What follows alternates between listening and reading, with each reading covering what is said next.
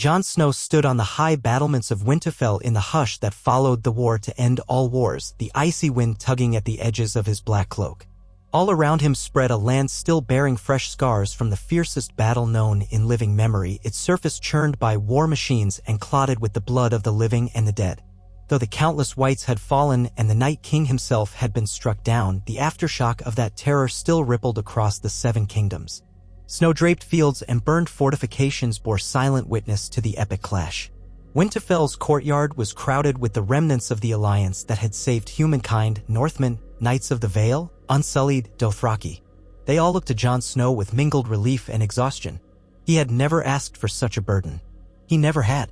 His entire life had been shaped by oaths and honor and by the secrets and burdens placed upon him by the starkness of his birth. He recalled the moment he learned the truth about himself, that he was not truly the bastard of Winterfell but the blood heir of Rhaegar Targaryen and Lyanna Stark. A song of ice and fire had manifested in his veins, and its final crescendo was now complete. He had done what no army or king had done before, confronted the very darkness beyond the wall and emerged, battered but victorious. Some at Winterfell called him a savior. Others looked at him with trepidation, fearing his Targaryen heritage, for the memory of dragons and fire still lingered in the realm's collective mind. Yet, the castle's ramparts and halls felt emptier than he'd ever known them. Death had taken so many, and grief haunted every corridor. Even the crows that perched high upon the walls gave softer calls, as if exhausted from feasting upon the dead. Word had already spread south. Ravens had been sent to the lords of Westeros. House Stark, headed now by Sansa at Winterfell, had led the north through the Great War alongside Jon Snow, who had flown upon a dragon's back, united armies, and brought the final blow against the Night King. Tyrion Lannister, who had survived and fought in the fray, had suggested a council of lords to determine the future of the realm. Destruction and chaos had consumed the world for too long. Now came the time to rebuild. But rebuild under whom? That was the question that lapped at Jon's mind night after sleepless night. He had no desire to be king. He'd said so to anyone who would listen. And yet, he also knew that the realm was in desperate need of leadership from someone whose interests aligned not with the petty squabbles and cyclical vengeance that had always consumed noble houses, but with the greater good. The only reason he had survived so many times, the only reason the living had prevailed at the Battle of Winterfell, was that fate, or perhaps the gods, demanded that he stand in a position where, at last, the realm could unify. It was wise Davos Seaworth who approached him carefully 2 days after the pyres were lit, the remains of their friends and foes alike turned to ash. The old smuggler found Jon on the ramparts, precisely where he'd stood for hours every morning. He said nothing at first, merely nodding in greeting. Jon looked at him and could see the weariness that carved fresh lines into Davos's face, but also a spark, a firm conviction. "There's talk," Davos said softly, "that you've as good a claim as any. Targaryen blood. A hero's deeds." Jon grimaced. "You know I want no throne, Ser Davos. My duty was to the living, to defend them. That duty is done." Davos bowed his head. "It's never done, lad. Not while there's a realm in need. You think we have peace now? Aye, maybe from the dead. But from the living? That's another matter." He looked out across the battered battlements. "Someone's going to claim that Iron Throne. Cersei is dead. Daenerys," he paused as though the memory of her final days left an ache in his throat. "Her forces are leaderless, battered as well. The lords won't follow Grey Worm. They might be loyal, but not enough to set him on the throne. The realm can't fracture again, or we'll end up fighting ourselves until another threat from beyond or within devours us." Jon rested his forearms on the cold stone, shutting his eyes. He didn't see the glory in it. King? He was a man of the Night's Watch once. He had forsaken claims. But everything was different now. The Night's Watch was but a shadow of what it had been. Its purpose fulfilled, or at least changed. "The Iron Throne," Jon whispered, "has been the cause of endless grief in this kingdom." "Maybe so," Davos said. "Maybe we melt it down. Build something else. But we need a ruler to decide that. And this time, maybe we get someone who actually cares for the people." Jon turned his eyes on Davos. "And if I fail them?" Davos fixed him with a gentle but steely gaze. "You're as human as the rest of us. We'll fail. Then we'll try again. But I'd follow you, lad. I'd follow you because you've seen what lies beyond pride and petty ambition. That's what these lands need." He left Jon with those words. Days stretched into weeks. Survivors from the great battle departed Winterfell if they could manage, returning to their home territories to salvage what remained of their fortunes and families. The Dothraki who survived had gathered, uncertain, waiting for a new purpose.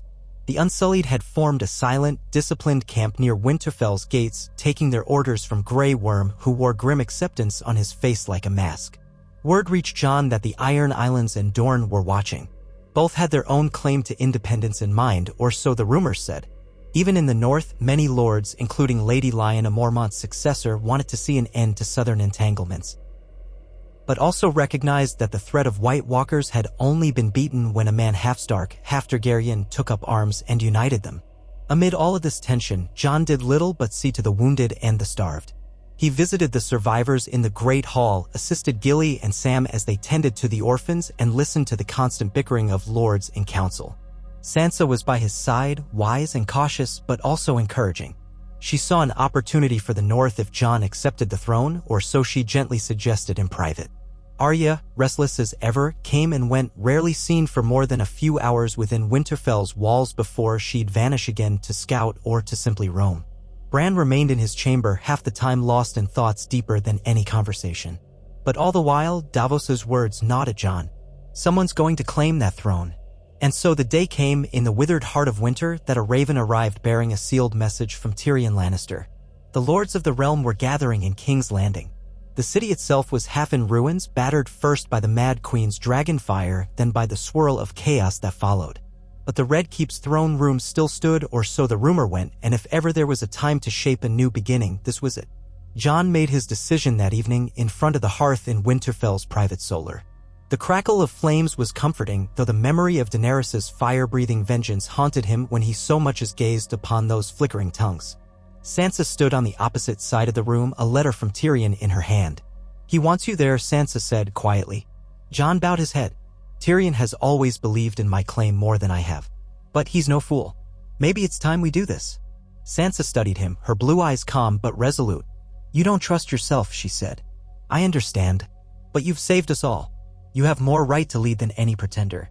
He exhaled. "Then we must ride." Word spread quickly. With the North's blessing, with the battered but steadfast supporters from various corners of the realm, and with the survivors of the Targaryen forces who either looked upon him as the rightful heir or saw in him a final living hope, the exodus south began. Over harsh roads still thick with ice, battered by the chilling wind, they marched. Along the way, commoners craned their necks at this impossible procession, the king who wasn't yet a king in the lead. Where once troops might have demanded refuge through intimidation, Jon ensured they never took more than was freely offered. He insisted on paying coin from the meager war chest for all provisions. He listened to peasants' pleas and, when possible, arranged help. This was slow going, and more than once his northern lords chafed at the pace. But Jon had made a vow, silent though it was, that if destiny dragged him to that blasted throne, he would not ascend as a conqueror indifferent to the small folk's plight. They reached the outskirts of King's Landing to discover ruins worse than any rumor suggested. The gates lay in partial disrepair. Inside, the city smelled of charred wood, rubble, and despair. Small folk huddled in alleys. Buildings that once soared in testament to the capital's grandeur were now skeletons of stone. A quiet gloom lingered in the streets, as if the city itself grieved. The Red Keep, though partially collapsed in some wings, still loomed overhead, a jagged silhouette against a dull sky. Word of Jon's arrival spread like wildfire among the living who remained. People gathered along the main thoroughfare to see him pass, this rumored Targaryen prince who had fought the dead and survived. Some were curious, some harbored fear. Others saw a potential deliverer from the lawlessness that had arisen in the power vacuum. The tension was palpable. Every step his horse took felt heavier. If Daenerys had once wanted to break the wheel, then it looked as though half that will had been burned to cinders, and the other half was splintering under the weight of the realm's suffering. Tyrion met him by the broken gates of the Red Keep. The Lannister was thinner, his hair more flecked with gray. Yet there was a resoluteness in his stare that Jon found both comforting and unnerving. He bowed with a flourish of sarcasm that seemed to lighten his tired face for a moment. "Your Grace, or so we'll soon be calling you." Jon shook his head, dismounting. "We'll see about that, Tyrion. How does it stand?" Tyrion led him through a partially cleared courtyard. The ground was uneven, scattered with debris. Here and there, laborers worked to remove rubble. "We've called the great lords, what's left of them," Some houses are leaderless or near ruin. In all the chaos, men are declaring themselves the rightful heirs to their own lineages. It's a mess, he sighed, sounding older than he looked. We'll convene in the dragon pit, because the throne room is in no condition to house so many. The city can't endure more destruction, and the Red Keep might just collapse on us if we gather in the throne room as it is. Jon paused. He'd always heard the dragon pit was a place of ancient bones and sorrow, once a grand stable for the Targaryen dragons. Fine, he said. If that's the only place that can hold all these lords and ladies. Tyrion pursed his lips, giving Jon a sidelong glance. You know they'll want a pledge. They'll want to know if you truly mean to rule them, or if it's another trick or half-measure. If you ask for the throne, they'll want to ensure you can keep it. Jon's stomach sank. I'll ask for no such thing. I just want to do what's right. If they offer me the crown. Tyrion's voice took on a gentle persuasion.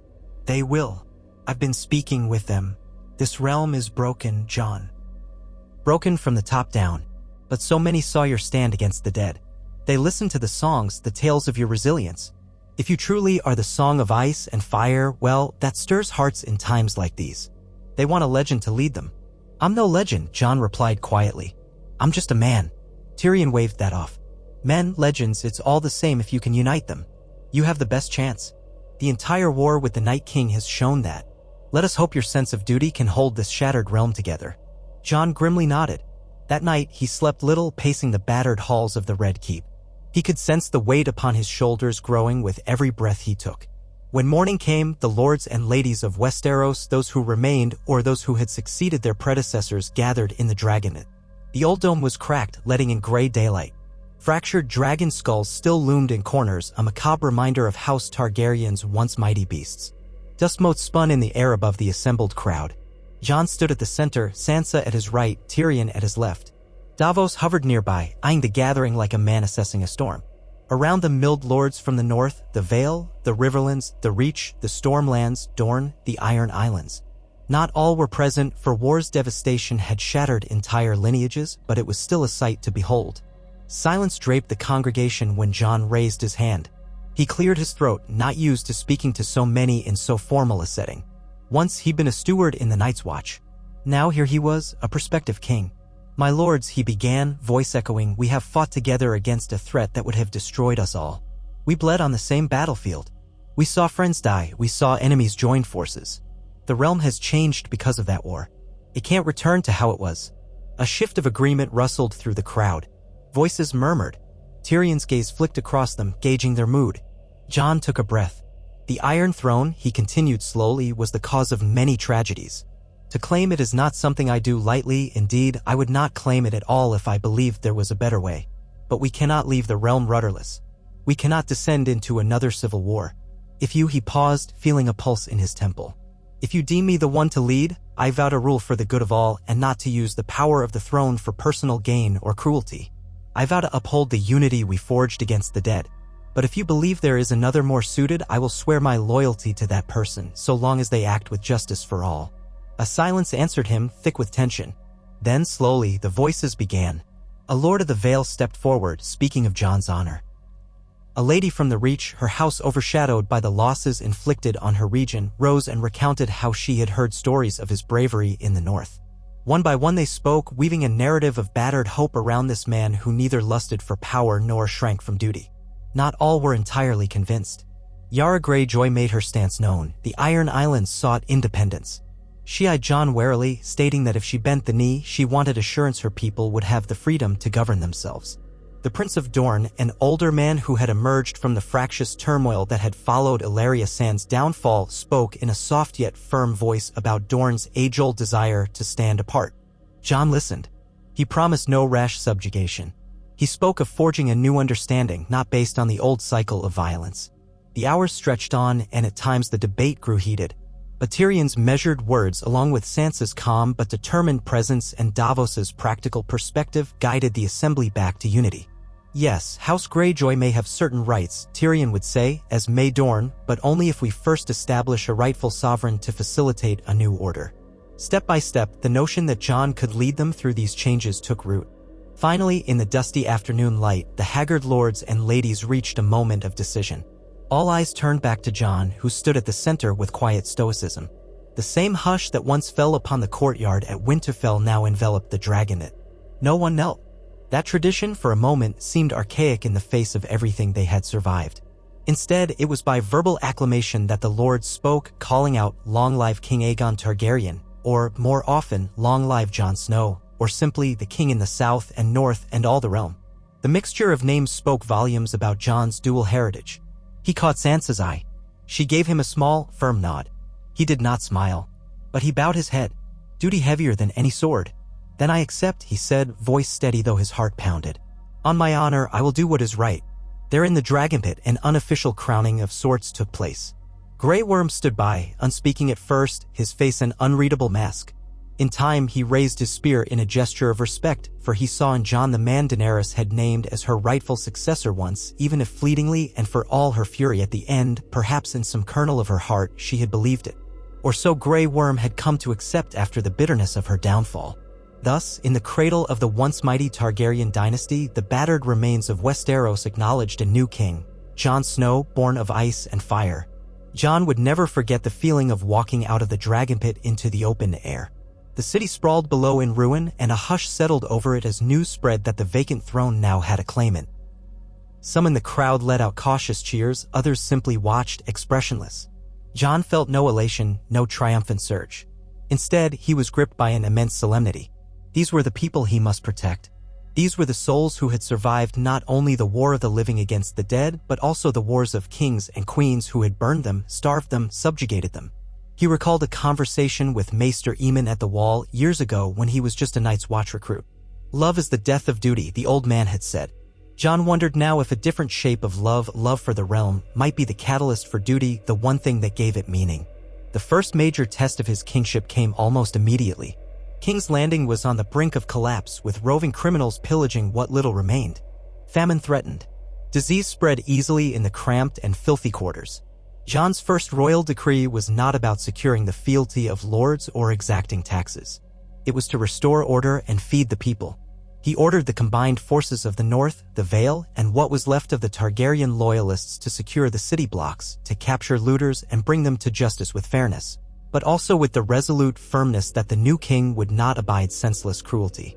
He tasked Davos with establishing lines of supply from the north. The Iron Islands under Yara were invited to use their ships to transport grain from ports that had not been too damaged by war. In return, Jon offered Yara certain freedoms in governance so long as no act of rebellion or raiding threatened the unity of the realm. She grudgingly accepted, seeing that the old ways of the Ironborn would lead only to more bloodshed in a realm that was exhausted by death. Within weeks, makeshift lines of bread and boiled vegetables began to appear in the half-ruined city squares. Volunteers from among the Stark soldiers helped dole out rations. Tyrion oversaw an effort to hire locals for the rebuilding process, paying them with coin gleaned from the meager spoils of the war chests.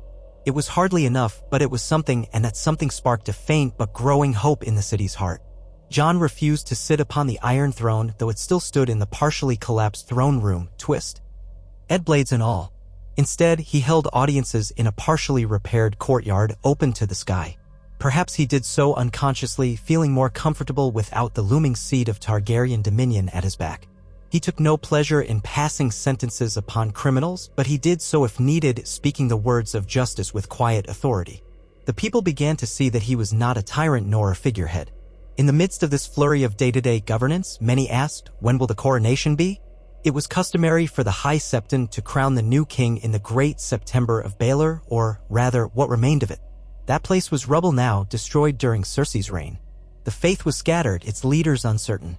Jon felt a coronation in such circumstances seemed almost a mockery of the devastation. He put it off, focusing on the immediate needs of the realm. But talk of it persisted. It was important for stability, for show, for letting the realm know that a rightful sovereign had indeed been enthroned. So, some months after the final defeat of the Night King, as the bitter grip of winter began to loosen just enough to suggest the possibility of spring, a humble coronation was arranged in the courtyard of the Red Keep, what was left of it. The sky was overcast. The stones underfoot were still cracked. The assembled crowd was small, mostly lords, ladies, and the people who happened to dwell near the keep, along with soldiers. but it was enough to serve as an official recognition of the realm's new monarch. Tyrion himself placed a simple crown upon Jon's head, a circlet of dark steel inlaid with shining shards that might have been fragments of Valyrian steel from a broken sword, symbolic of forging unity out of war's ruin. Sansa, standing beside Jon, whispered, "The North will stand with you, always, brother. Or shall I say, your grace?" Jon managed a tiny, wry smile, tired yet touched. Arya was nowhere to be seen, probably lurking on the outskirts or away on some errand. Bran was present, though he remained aloof, as though his mind dwelled in realms beyond. Davos stood by with tears in his eyes, remembering Stannis' coronation and how differently that had turned out. This was a new day, he told himself. A new king with a different heart. When Jon turned to face the people, they knelt, albeit somewhat awkwardly. He had no illusions about their sincerity. Some likely still mistrusted him, others knelt out of fear or tradition. But maybe, just maybe, some knelt because they believed that the man who had faced the Night King and lived might also bring a new dawn to the realm. The hush broke when Tyrion led a cheer. Long live King Jon, sixth of his name, King of the Undulls, the Rhoynar, and the First Men. The crowd joined in, uncertain but gaining confidence. Long live the king. Jon slowly turned and stepped away from the dais, weaving among his people, placing a reassuring hand on the soldier's shoulder, or exchanging a nod with that lord. No lofty dais truly separated him from them, he felt. He was only a man after all. Thus began the reign of King Jon Targaryen, called by many the snowborn king, or the king who defeated the night. The next months were a relentless test, a scramble to restore the realm from the ashes of war. King's Landing was only the beginning. Storm's End needed regarrisoning, for the Stormlands had lost many to both White Walkers and the subsequent chaos. Highgarden stood almost empty, its fertile lands stripped by the warring armies. The Riverlands had been ravaged repeatedly over the course of all the previous conflicts. Dorne had been spared the worst, yet its people eyed the new king with suspicion. The North was battered by the war with the dead, and many had families to bury. The Vale was relatively intact but wary of further southern entanglement. Jon's policy was simple: restitution and rebuilding. He proposed a low tax for each region, to be used specifically for feeding the poorest and rebuilding essential infrastructure. Tyrion insisted that they must resurrect trade routes quickly. Davos pressed for forging alliances across the narrow sea, perhaps to Bravos or Pentos. King Jon listened. He weighed the arguments. He tried to rule with the humility he felt. Sometimes that humility cost him. Lords who expected a king with a more forceful hand chafed at the slower, more consultative approach. Others saw in it an opportunity for petty power grabs. Jon learned, day by day, how to navigate the labyrinth of politics he had once fled by joining the Night's Watch. In time, he dispatched envoys across the realm. Sansa returned to Winterfell, recognized as Warden of the North, though she remained Lady of Winterfell in her own right, with a promise from Jon that the North's traditions would be respected. She agreed to send men and resources south if needed, though she insisted that the North's battered state required significant autonomy. Jon, for his part, recognized how vital the North's loyalty was, and he granted them a measure of self-governance under Sansa's leadership that verged on near independence. Tyrion, now officially the hand of the king, maneuvered with lords to ensure a broad coalition. There were times it seemed the realm would fracture anew. The Iron Islands tested their new freedoms, and rumors arose of some captains taking up old reaving habits. Jon was forced to send a firm message, dispatching the royal fleet, cobbled together from what remained of the Targaryen vessels and some Northman ships, to curtail any such piracy. Yara, sworn to keep the Ironborn in check, cooperated grudgingly. Dorne proved equally complex. The new prince was cautious but found common ground with King Jon in that both had seen enough war. The relationship remained tense, but trade lines opened between Sunspear and King's Landing. The arrival of Dornish wine in the capital, priced to account for the city's need, caused some mild resentment, but it was also a reminder that if the realm was to truly heal, it could not cut off its own limbs with isolation. Despite these struggles, there were successes that gave people hope. The roads between King's Landing and the major towns were gradually made safer. The city's reconstruction progressed step by step, with new structures replacing heaps of rubble. Those with knowledge of engineering put their minds to re-establishing a functioning sewer system to fend off plague. Tyrion's skill with numbers ensured the trickle of coin in the treasury was allocated effectively. Davos's heartfelt desire to see no child starve led to special granaries in each district, ensuring a baseline ration. But it was not all diligence and duty. Life had small joys, too, as the spring sun warmed the days. Street musicians returned to corners of King's Landing, and once empty inns started to fill with travelers from the countryside. Celebrations were modest, but they reminded the populace that life went on. People married, children were born, old feuds found a moment of peace. Jon, however, remained restless. The weight of his lineage and the events that led him here haunted him. There were nights he could not sleep for the memories of the Great War, the screams in the night, the ice-blue eyes of whites. Other nights he dreamed of dragons, of Rhaegal, who had carried him through the storm of the dead, and of the father he never knew, Prince Rhaegar. He wondered if, somewhere in the afterlife, they knew that the throne once more had a Targaryen occupant, albeit a reluctant one. Once, during a particularly troubled night, he wandered the Red Keep's corridors and found himself at the scorched remains of the throne room. The Iron Throne stood in a pool of moonlight, half of the roof above collapsed. He approached it slowly, thinking of how many had died in its name. The metal swords glinted coldly. It was sharp, menacing. At that moment, he felt an almost irrational impulse to destroy it, to break it into pieces. Perhaps Tyrion was right, maybe they should melt it down to nails and plowshares. But he saw, too, how the symbol still held meaning for the realm. People needed something to rally around, a common point of reference. Perhaps it was less about the metal seat and more about the justice behind it. So he turned away. He had chosen a different path, to lead not as a conqueror upon a spiked throne, but as a guide who had witnessed the absolute worst that could befall humanity and lived to strive for something better. He returned to the courtyard where a simple seat was set for him during audiences. It was no more ornate than that of any High Lord, just enough to mark him as king. The next morning, he told Tyrion that the Iron Throne would remain as it was a grim monument to the realm's past. If the time comes, he said, we'll see if it needs to be destroyed or preserved. For now, it stays empty as a reminder of what ambition and pride can do. Around this time, Arya reappeared. She walked into the courtyard silently, as was her custom, startling guards. She came before Jon with her usual fierce expression, and for a moment, the siblings simply regarded each other. Then, with a ghost of a smile, Arya said, so you are king now. Didn't think you'd want it. He shook his head. I don't. But I have it. A faint tilt of her lips. Sometimes we must become what we never wanted to be for the sake of those we love. She was older now, her eyes a map of distant roads. He wondered where she'd been, what she'd seen. Will you stay? Jon asked her. I could use your counsel. Arya's gaze slid away, out toward the sea of rubble and beyond. I'm not made for courts and politics. You know that. I came to see you to see that you're, well. She paused. And to see if there's anything I can do. Jon considered her. If you wanted a place here, it's yours. But if your heart leads you elsewhere, I won't chain you. He lowered his voice. Sansa is in the north. Bran is with us in body, if not always in mind. You're free, Arya. Always have been. She gave him a solemn look and nodded. I'll stay a while, then go. She paused. I want to see the edge of the world. He didn't press her for more. He simply hugged her, relief and sorrow mingling in his heart. A family that had been sundered so many times was, perhaps inevitably, destined to scatter again. But at least they scattered under a realm that was healing, not burning. Weeks turned to months, and with the slow turn of the seasons, greenery began to sprout in the fields outside King's Landing. Farmers reported better harvest prospects than any in recent memory, partly because the dead no longer threatened, partly because war's devastation had ironically allowed the fields a season to lie fallow. Jon seized upon the sign of renewal.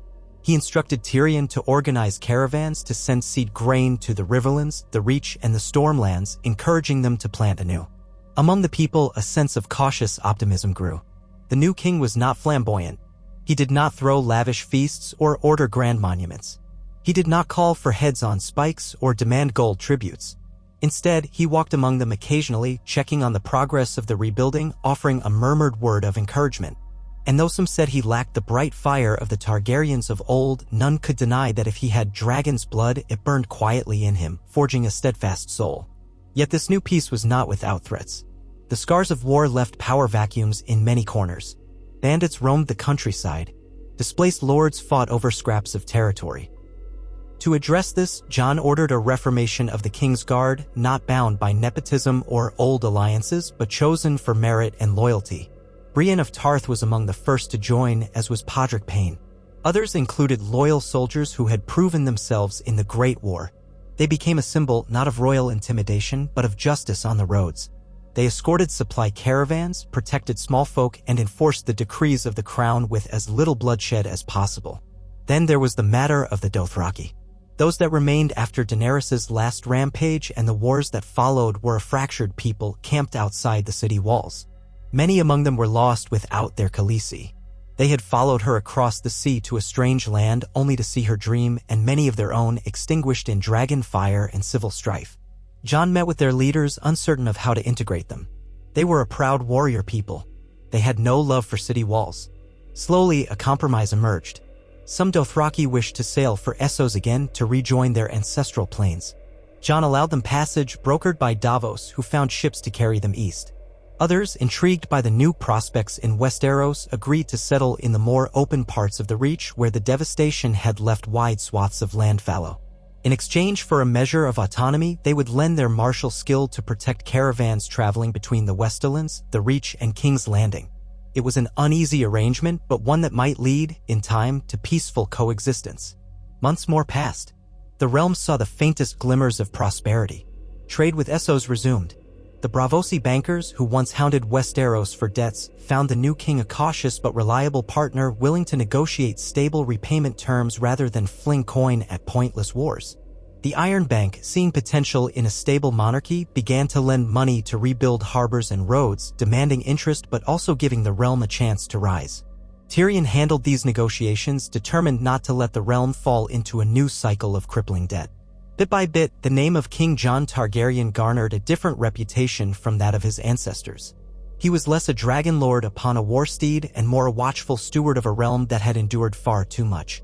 The people whispered that the king had been tempered by death itself, that he had returned from beyond to lead them, and so he would not repeat the mistakes of mortal ambition. Of course, not everyone believed such tales. Some simply shrugged, grateful enough that their taxes hadn't soared, their cities weren't burning, and that they could plant crops in relative peace. But never did Jon forget the threat from the far north. He had lived it too well. It might be gone for a generation or forever if the White Walkers were truly vanquished. And yet, when the snows fell once more, he wondered if, in some distant age, they might return. Perhaps that was the reason he did not dwell upon the idea of forging a grand Targaryen dynasty. Instead, he looked to the next season, ensuring food was stored, ensuring the realm's defenses were not neglected. After what they had faced, complacency was a sin he refused to commit. The second year of his reign brought new challenges.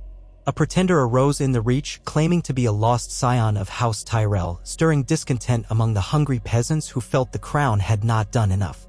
Jon rode out personally with a small retinue, seeking to parley. He reasoned that if the man was truly a Tyrell heir, they could find a peaceful resolution, grant him some portion of land, perhaps to restore the house's line under the crown's suzerainty. But upon meeting the would-be lord, it was clear he was a charlatan, using a stolen ring and forged documents, more bandit than noble. When the man refused to surrender, attacking the king's party, Jon's loyal knights swiftly subdued him. Jon had no choice but to pass judgment. He sentenced the man to serve in what was left of the Night's Watch, ironically. The man spat at the notion, but accepted under threat of worse penalty. When Jon returned to King's Landing, he felt an odd heaviness in his chest. He had enforced justice. He had done what was right, but it tasted bitter all the same. A memory flashed of Ned Stark, the father he once believed his own, saying, "The man who passes the sentence should swing the sword." Jon had done that before in the north.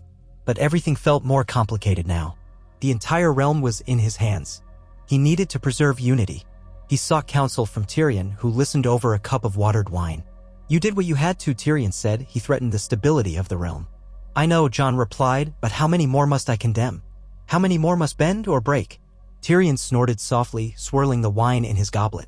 "You act as though that's a new concept. Ruling is messy.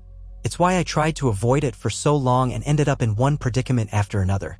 He looked at Jon with uncharacteristic sobriety. "You're a good man, Jon Snow. That's precisely why it's so hard for you. And that's why I believe in you. Because you won't take it lightly." Jon exhaled. Perhaps that's enough. For now. The days turned into weeks once more, and the realm found its rhythm. Slowly, the farmland around the capital began to flourish again, with new seeds sprouting and caravans moving. Towns in the Riverlands started to rebuild their burned holdfasts. The Stormlands, too, saw new leadership under a young lord whose father had died in the wars and who now pledged fealty to the crown. The Vale, guided by Lord Royce and still sworn to House Arryn, though the young Lord Robert Arryn was rarely seen, enjoyed relative stability. The North, under Sansa's pragmatic governance, started to repopulate some of its smaller holds that had been left deserted after the war. As for Jon, he found little time to bask in the modest fruits of these labors. He busied himself with daily governance, forging alliances, hearing out the pleas of lords and commoners alike. Letters came and went, ravens fluttering in the rafters of the Red Keep. He exchanged messages with Samwell Tarly, who had returned to the Citadel to complete his maester training, though Sam also busied himself with Gilly and Little Sam, as well as the deeper histories of the Long Night. Sometimes Sam sent word of curious developments across the sea, new warlords rising in Slaver's Bay, bandits seizing control of defunct slaver cities, and the distant echoes of free cities forging pacts. Jon read these letters with a quiet caution. One war had only just ended, the world was full of conflicts still. On certain evenings, Jon would walk through the ruined outer courtyard of the Red Keep, seeking the solace of fresh air. Memories tugged at him. He would think of Daenerys, of how close they had come to forging a different future. He understood her grief and fury, but also the horror of her final acts. Sometimes he pictured her with a gentle smile, speaking of the world she wished to create. Then he remembered the ashes falling upon King's Landing. The two images never reconciled in his heart. He also thought of those nights he stood upon the wall as a young man, gazing into the endless darkness. He never could have imagined he would end up here, crowned and called Your Grace. The threads of fate had woven a tapestry no mortal would have believed. If there were gods, he often thought, they must delight in weaving the improbable. Yet through all of it he retained that sense of simple purpose that had guided him in the war for the Dawn: do what must be done to protect life. If that meant unifying warring houses under a single banner, so be it. If it meant forging treaties with peoples the realm had never fully accepted, like the Wildlings or the Dothraki, then so be it. Peace was no static thing, it was a constant shaping of conditions to prevent the fires of conflict from reigniting. One morning, some 4 years into his reign, a raven arrived from the far north. Sansa wrote to say that signs of a thaw had come earlier than expected, that the winter might soon end. Grass was appearing in pockets across the Frostfangs. The wildlings beyond the wall had reported no sign of any remaining whites or White Walkers. The north was quiet. This news gladdened Jon's heart more than he could say. He looked at the half-melted wax seal, the dire wolf of House Stark, and felt a pang of longing for Winterfell's stark grandeur. Would he ever again walk those halls as a free man, not as a king with duties pressing in every direction? Perhaps someday. He penned a swift reply. My dear sister, your news brings me hope.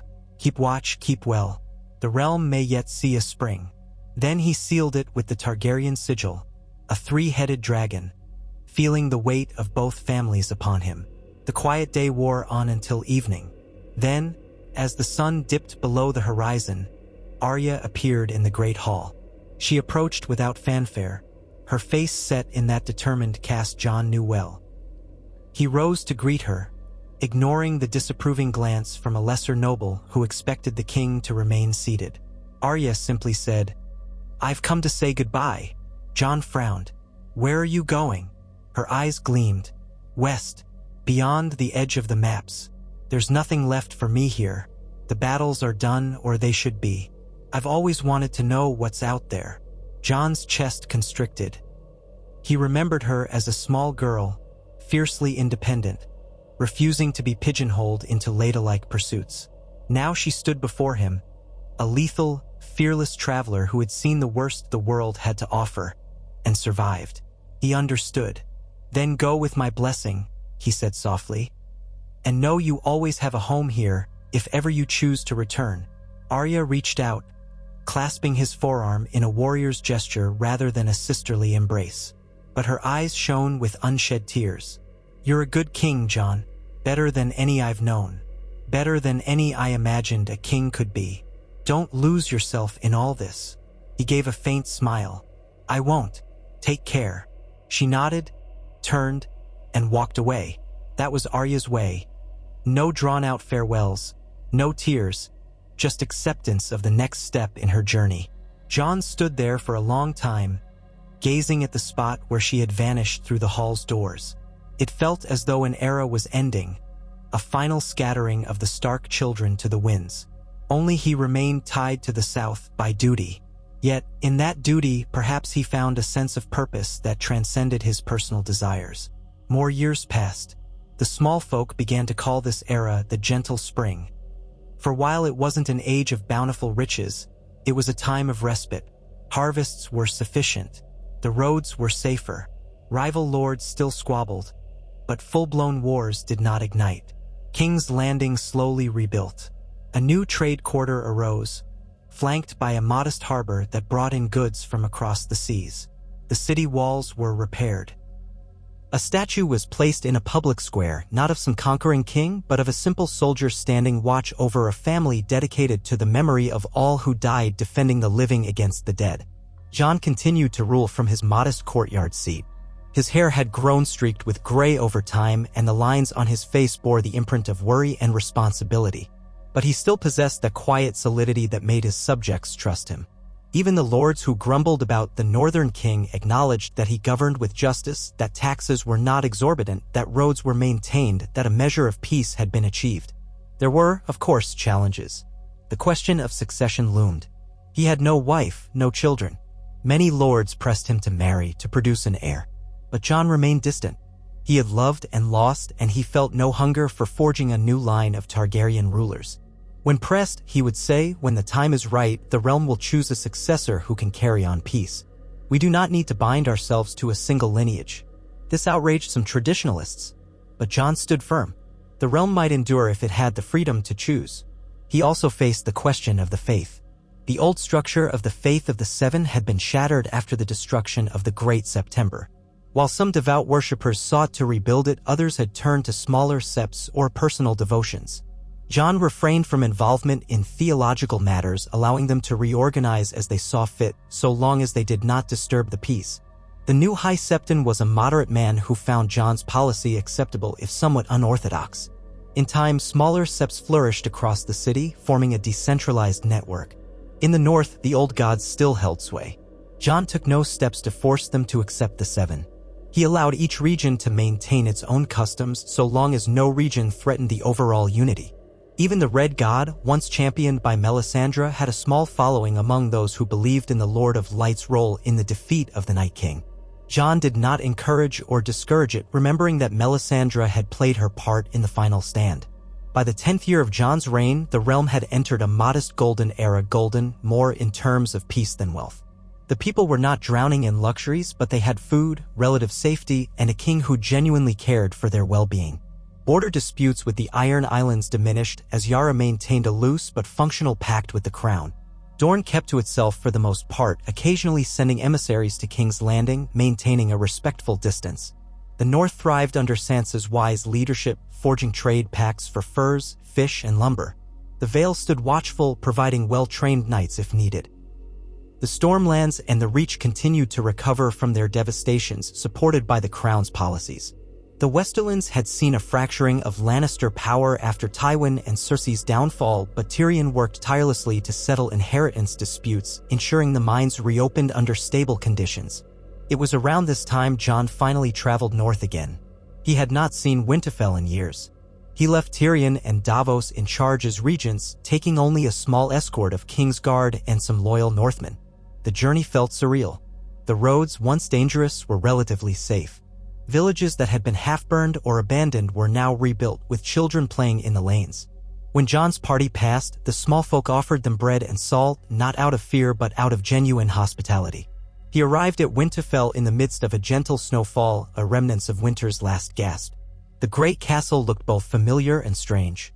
Portions had been rebuilt, expanded to accommodate the changes of recent years. Sansa greeted him in the courtyard, wearing a fur-lined cloak, her red hair streaked with a few strands of silver.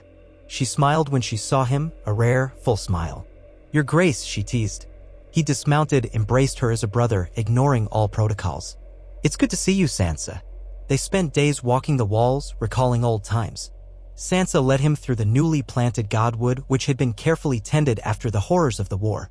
The weirwood tree stood serene, branches lightly dusted with snow. Jon felt a curious sense of homecoming. He knelt beside the heart tree, closed his eyes, and let the silence of the north envelop him. For the first time in years, he felt a piece of his old self, the boy who had grown up as Ned Stark's son. He thanked the old gods for guiding him, for whatever measure of guidance they had offered. Sansa updated him on northern politics. Some lords grumbled about the crown's taxes, though they were lighter now than in previous reigns. Others wanted absolute independence, but Sansa had persuaded them that the North's alliance with the South was beneficial, preventing another catastrophic war. She did so not by force, but by pointing to the roads, the trade, the relative calm they enjoyed. Jon offered to reduce some levies in recognition of the harsh climate. Sansa nodded, grateful. They spoke late into the night in the solar where once Ned Stark had Saturday. "You never wanted the throne," Sansa said quietly, sipping spiced wine. "But you've worn it better than most I've seen." Jon stared at the flickering candle flame. "I did what was necessary. That's all." Sansa leaned forward. "And now? Do you still feel it's necessary?" He considered that. "Yes. The realm needs stability. But one day I hope it won't need me or any one man to hold it together." Sansa nodded thoughtfully. "When that day comes, you might finally rest." Jon gave a soft, tired laugh. "We shall see." He remained in Winterfell for a time, reacquainting himself with the people and the land of his youth. He found that some called him the White Wolf in the North, a testament to his Stark lineage, while others whispered Dragon of the North. He felt uneasy with such titles. But if it made them feel pride or connection, perhaps it wasn't all bad. He took note of improvements, new granaries, stronger walls, greater attention to the next winter's preparations. The North had learned its lesson from the invasion of the dead. They would never be caught unprepared again. After a month, he departed southward. Sansa stood at the gates, flanked by her bannermen, wishing him safe travels. He rode away, his cloak billowing in the cold wind, feeling a pang of sorrow. But also a sense of peace, knowing the North was in good hands. Back in King's Landing, life went on. Another harvest season approached, and Tyrion had a stack of matters waiting for the king's return. Jon moved through the labyrinth of governance day by day, signing decrees, hearing appeals, settling disputes. It was endless. But he reminded himself that each problem solved, be it a boundary dispute between two farmers or a conflict over shipping lanes, kept the realm from sliding back into chaos. He consoled himself that these small acts of justice, repeated endlessly, were the shield that guarded the realm of men now. As time flowed, so did rumors. Whispers drifted in from Essos about new dragons rumored to have been hatched in the Shadowlands beyond Askai. Some said that a warlock cult in Karth claimed the Night King's spirit had fled east. Sam wrote from the Citadel, dismissing these as tall tales, though he found them intriguing from a scholarly perspective. Jon set them aside for the moment. The realm had enough to handle without chasing ghosts. Then came an emissary from the Summer Islands seeking trade. Jon welcomed them politely, forging new routes for spices and rare goods. Another step toward a more interconnected world. In quiet moments, Jon still thought of those who had fallen. Daenerys, Jorah Mormont, Theon Greyjoy, Ed Tollett, Lyanna Mormont. The lists were so long, the ghosts so many. Sometimes he wondered if they would approve of the realm he had shaped, not a utopia, not an empire, but a kingdom stitched back together with resolve and shared purpose. He hoped they would rest easier knowing the living had not squandered their victory. So the years continued, passing with the unremarkable steadiness of a realm that, for once, was not devouring itself. To the common folk, it was an era of more peace than they had known in decades. There were births, marriages, funerals, the natural cycle of life. The crown existed, but it was not a fearsome yoke upon their backs. The king was said to be fair, if somewhat distant and haunted at times. Bards composed ballads praising him as the Wolf Dragon King who had faced the long night and claimed the throne only after saving the world. Jon found such songs disconcerting. But if they inspired people to hold on to peace rather than plunge back into war, he let them be sung.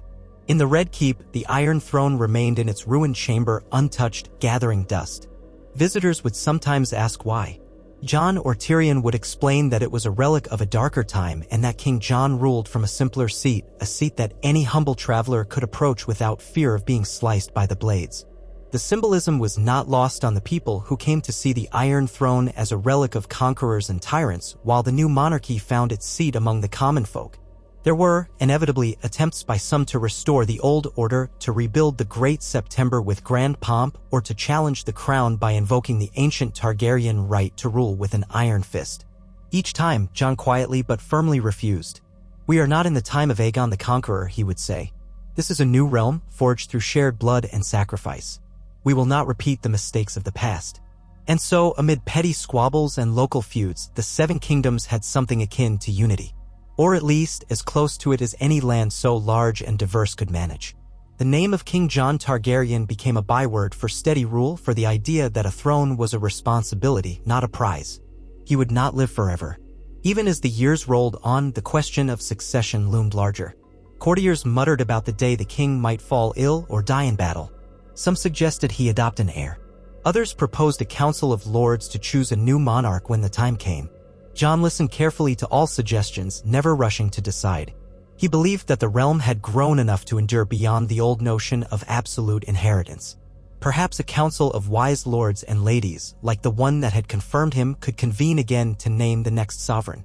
He trusted Tyrion to guide them, or perhaps Sansa, or Bran, or whomever fate would bring forth. On clear nights, Jon would stand on a balcony overlooking King's Landing, thinking of the northern skies he had known as a child. Those stars seemed so distant now. But the memory of them remained, a reminder of who he was, the boy from Winterfell, the black-clad steward of the Night's Watch, the warrior against the dead, and at last, the king who never desired to be one. If there was one solace he found in his reluctant reign, it was this: no matter how many squabbles, no matter how many crises or near rebellions or famines or rebuilding challenges he faced, they paled in comparison to the war against the Night King. Nothing would ever match that horror. The living had banded together once to face oblivion and prevailed. That collective memory, however faint, helped keep the realm from tipping over the brink again. People had glimpsed the true enemy, the utter end of all life, and somehow survived. The petty differences that once ignited savage wars now seemed smaller. Not always small enough to avoid conflict, but often small enough that cooler heads could prevail. And so, in the end, Jon Snow, or Jon Targaryen, or Aegon Targaryen, no matter what the realm called him, did claim the Iron Throne, but only after he had saved all living souls from the endless night. He bore the weight of that crown with humility and sorrow, as well as with determination to honor the sacrifices of those who had fallen. And though his heart would always yearn for the cold skies of the north, for the quiet nights on the wall where he'd first come of age, he accepted that the gods or fate or simple chance had placed him here to guide the realm in a time of healing. In the stories that would be told for generations after his passing, people would say that while he was not the grandest monarch, nor the most intimidating, nor the richest, he was the king who took a realm shattered by dragons and the dead and gently, steadily, knit it back together. They would say he was a man who placed duty above desire, who never forgot that every choice in a war or in peace carried a price in human lives. A king who tried, in his own quiet way, to ensure that the realm did not fall victim again to the madness that had haunted his family's legacy, and indeed, the legacies of so many who had fought for that twisted throne. What if Jon Snow claimed the Iron Throne only after defeating the Night King? He would do so not out of ambition but out of necessity, and he would transform that battered seat from a symbol of tyranny into a mantle of stewardship. He would govern less with the roar of dragons' fire and more with the steady resolve to protect. He would bear the name Targaryen, yet remain ever a Stark in his soul, bound to the north, to the old gods, to the lessons learned in the face of mortal peril. Thus, across the Seven Kingdoms, the snows receded, the fields were planted, and the small folk found a measure of rest. The crown was no longer a glittering trophy for which to kill and burn, but a worn circlet of steel meant for a caretaker, one who had braved the cold night and now stood watch over the realm he served. And in the hush of the godwood at Winterfell, or the quiet corners of the Red Keep, the ghosts of the dead might well find their peace, knowing that at long last, after centuries of blood and strife, a king reigned with the solemn vow never again to let darkness devour the living while he held the power to prevent it. For all the rest of his days, King Jon Targaryen stood steadfast in that vow, carrying the scars of the long night in his heart and walking the land as both wolf and dragon, neither wholly one nor the other, but bridging two houses that had once been enemies, uniting a realm that desperately needed unity to survive. And when, at last, his watch would end, the realm would remember him and for a time perhaps hold on to the fragile truth that humanity is stronger when it stands together, an ideal that he, more than most, had fought to uphold until his final breath. Yet even as the realm entered what bards would someday call the most peaceable period it had seen in living memory, the weight of history continued to press upon King Jon Targaryen, known once, and still in many hearts, as Jon Snow. His was a reign forged in sorrow, dedicated to ensuring no kingdom, no house, and no common folk would again face the terrors he had seen with his own eyes. The crown he wore was a simple circlet of dark steel, but the legacy behind it was anything but simple, and though his nights were often calm, he was never quite free from the burdens that had settled upon him since the Long Night's final battle. He had long come to accept that duty was his lot. Each dawn broke with fresh questions and new challenges, even in a period of relative tranquility. Some lords spoke of him as the best king since Aegon the Conqueror, or perhaps even better, for he eschewed displays of might and conquest. Others wondered if his gentler approach lacked the decisive strength required to weather future storms. Yet year after year, the kingdom's roads stayed open and safe, trade prospered where it had once stagnated in the chaos, and while no leader could please every last subject, there were few who could credibly claim that Jon Snow's rule brought harm to the realm. Indeed, in many corners of Westeros, the people thanked the gods that he had emerged triumphant after the war with the dead, and that in so doing, he had spared them from another ruinous cycle of bloodshed and ambition. Sometimes, in the hush between tasks, Jon would wander the Red Keep's battered walls, gazing at the city below. With each passing year, the signs of Daenerys's destruction grew fainter, replaced by new buildings and fresh expansions. Gone were the endless blocks of scorched rubble. In their place stood houses with crisp wooden frameworks, new shops and inns, small squares where the city's inhabitants gathered to buy, sell, and gossip. Refugees who had once fled the capital were returning. There were children in the streets once more, children who knew little of the horrors their elders had endured. Tyrion Lannister, still serving faithfully as Hand of the King, took just pride in this renewal as it reflected his obsessive work in balancing the treasury, forging trade deals, and calling upon the lords of the realm to invest in rebuilding instead of fighting. Yet in that same hush, another reality hovered in Jon's mind, the knowledge that the prosperity of his reign might not last forever. History repeated itself in Westeros. Houses rose and fell. Ambitious claimants always emerged in time. Past alliances might be tested by fresh grievances. Tyrion, with typical candor, had once commented that any house that has not yet tasted power will eventually desire it, and those that have tasted it always hunger for more. Jon responded then, and believed still, that it was the king's duty to mitigate these impulses. He had not faced the armies of the dead only to watch the living devour each other in their absence. As his reign lengthened, more and more people asked the inevitable question, who would follow? Jon had neither wed nor sired children. The realm, so used to dynastic lines, found it unsettling that their king treated the matter of succession with an almost casual disregard. He told the assembled lords at one springtime council, "I have learned enough of fate, my lords and ladies, to know that the future seldom heeds our best-laid plans. Yet I also know that we cannot allow the realm to descend into chaos when I am gone. Let it be so that when my watch ends, a great council chooses who shall rule next. Let the person be the one best fitted to keep the peace, not merely the one with the strongest blood claim." Some found this idea radical. A fair number of the highborn deemed it dangerously dismissive of tradition, others believed it prudent, a sign that the realm had grown beyond its old illusions of absolute birthright. The dialogue continued, occasionally heated, but Jon never changed his stance. He had no wish to found a new Targaryen dynasty in the conventional sense. Even while Westeros recognized him as a Targaryen, he often thought of himself as a Stark in heart, shaped by Ned's quiet fortitude. That ethos echoed in how he reigned, efficient, measured, resolute.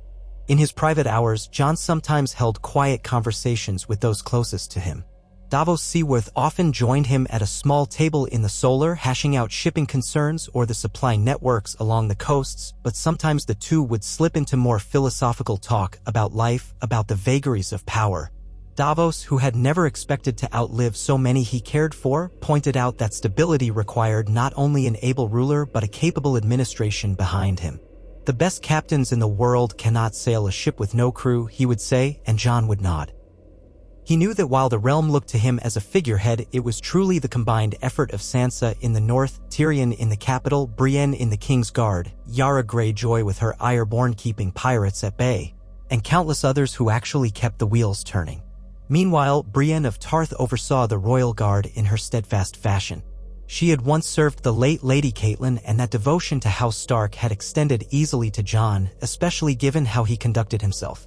A hush would fall whenever she entered the training yard, her imposing figure, graying hair at the temples, a living legend among the younger knights.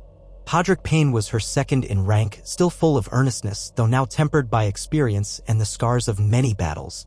The King's Guard under Brienne's command was a far cry from the old order.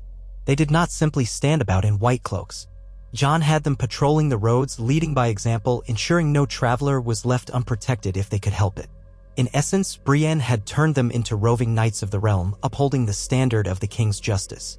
So it went year upon year, until the early days of what the maesters deemed a true spring, in which the snows in the north receded faster than many expected, unveiling meadows of green along the Gift and around the once-ruined castles near the Wall. Ravens brought tidings that Winterfell's new farmland was flourishing. House Manderley reported bountiful catches off the coast near White Harbor, while House Glover boasted of reoccupied villages that had sat deserted since the war against the dead. In Dorne, the dryness of their climate had shielded them from the worst of winter, and they continued to press for more autonomy, but rarely did they escalate tensions beyond negotiation. There was, if not harmony, at least equilibrium among the Seven Kingdoms. All of this progress was tested when, in the 10th year of Jon's reign, a threat emerged far from Westeros's familiar shores. Rumors arrived piecemeal from Essos, carried by sailors returning to the ports of King's Landing and Old Town. Tales of a self-styled new call rising in the remnants of Slaver's Bay, now known as the Bay of Dragons, though even that name was contested after Daenerys's downfall, circulated among the taverns. Some said this figure was a Dothraki warlord who sought to restore slaving networks, while others claimed he had allied with Shadowbinders from Askai. Each rumor was more outlandish than the last. Tyrion, ever cautious, wanted a measured response. We need to know whether these rumors pose a genuine threat to Westeros or if they're simply tall tales. Jon agreed. He recalled too vividly how Daenerys had once freed Slaver's Bay, only for new tyrants to spring up like weeds once she crossed the sea. He would not ignore the possibility that a powerful new group in Essos might target Westeros's shipping lanes or try to reintroduce the slave trade on the Narrow Sea. He dispatched a small delegation across the waters, men and women loyal to the crown, accompanied by a handful of volunteers from the city's new merchant guilds. Their mission: gather intelligence, negotiate if necessary, and gauge the seriousness of the threat. They left on a fleet of 4 ships under the command of a veteran captain who had once sailed under Stannis Baratheon. As the weeks went by, no word came. The city's wharves bustled as usual, with trade cogs from Braavos, Lys, and the Summer Islands anchoring in the newly rebuilt harbors of King's Landing, but none carried news of the delegation. Jon kept a close eye on the horizon. Tyrion, for his part, tried to reassure the king. If they were attacked, we would likely hear rumors of it. The silence might only mean the situation is more tangled than we expected. Jon's tension grew with each passing day. He had no wish to embroil Westeros in another war across the sea.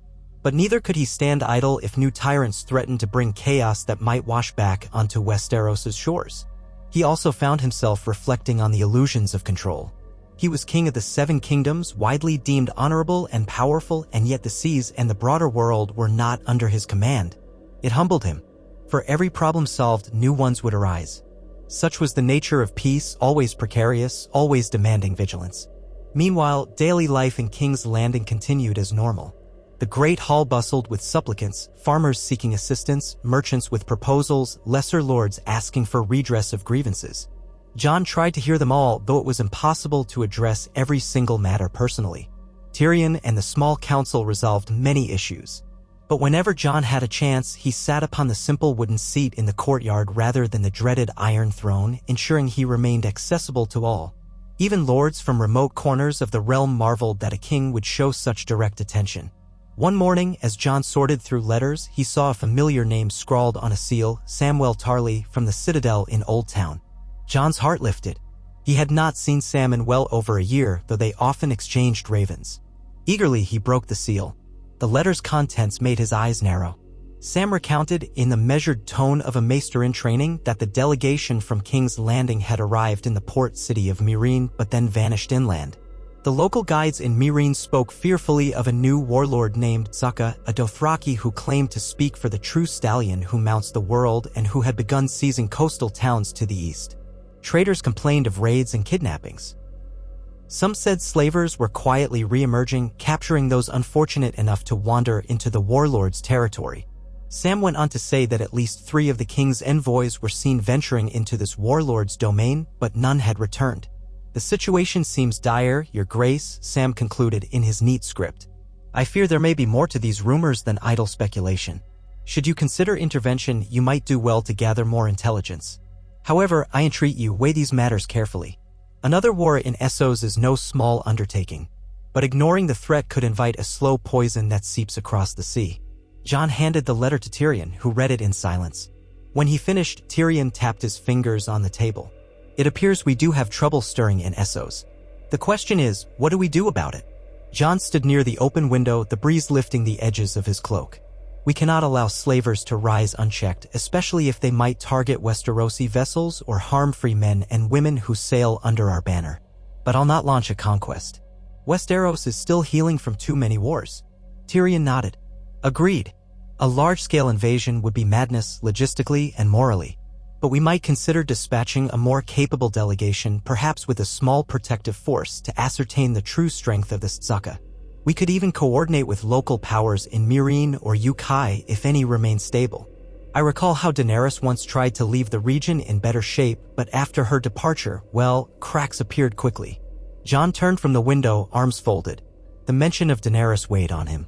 He could hardly speak of her without recalling the final tragedy of her life. But perhaps that was all the more reason to ensure her early victories against slavery did not vanish entirely. Make the arrangements, he told Tyrion.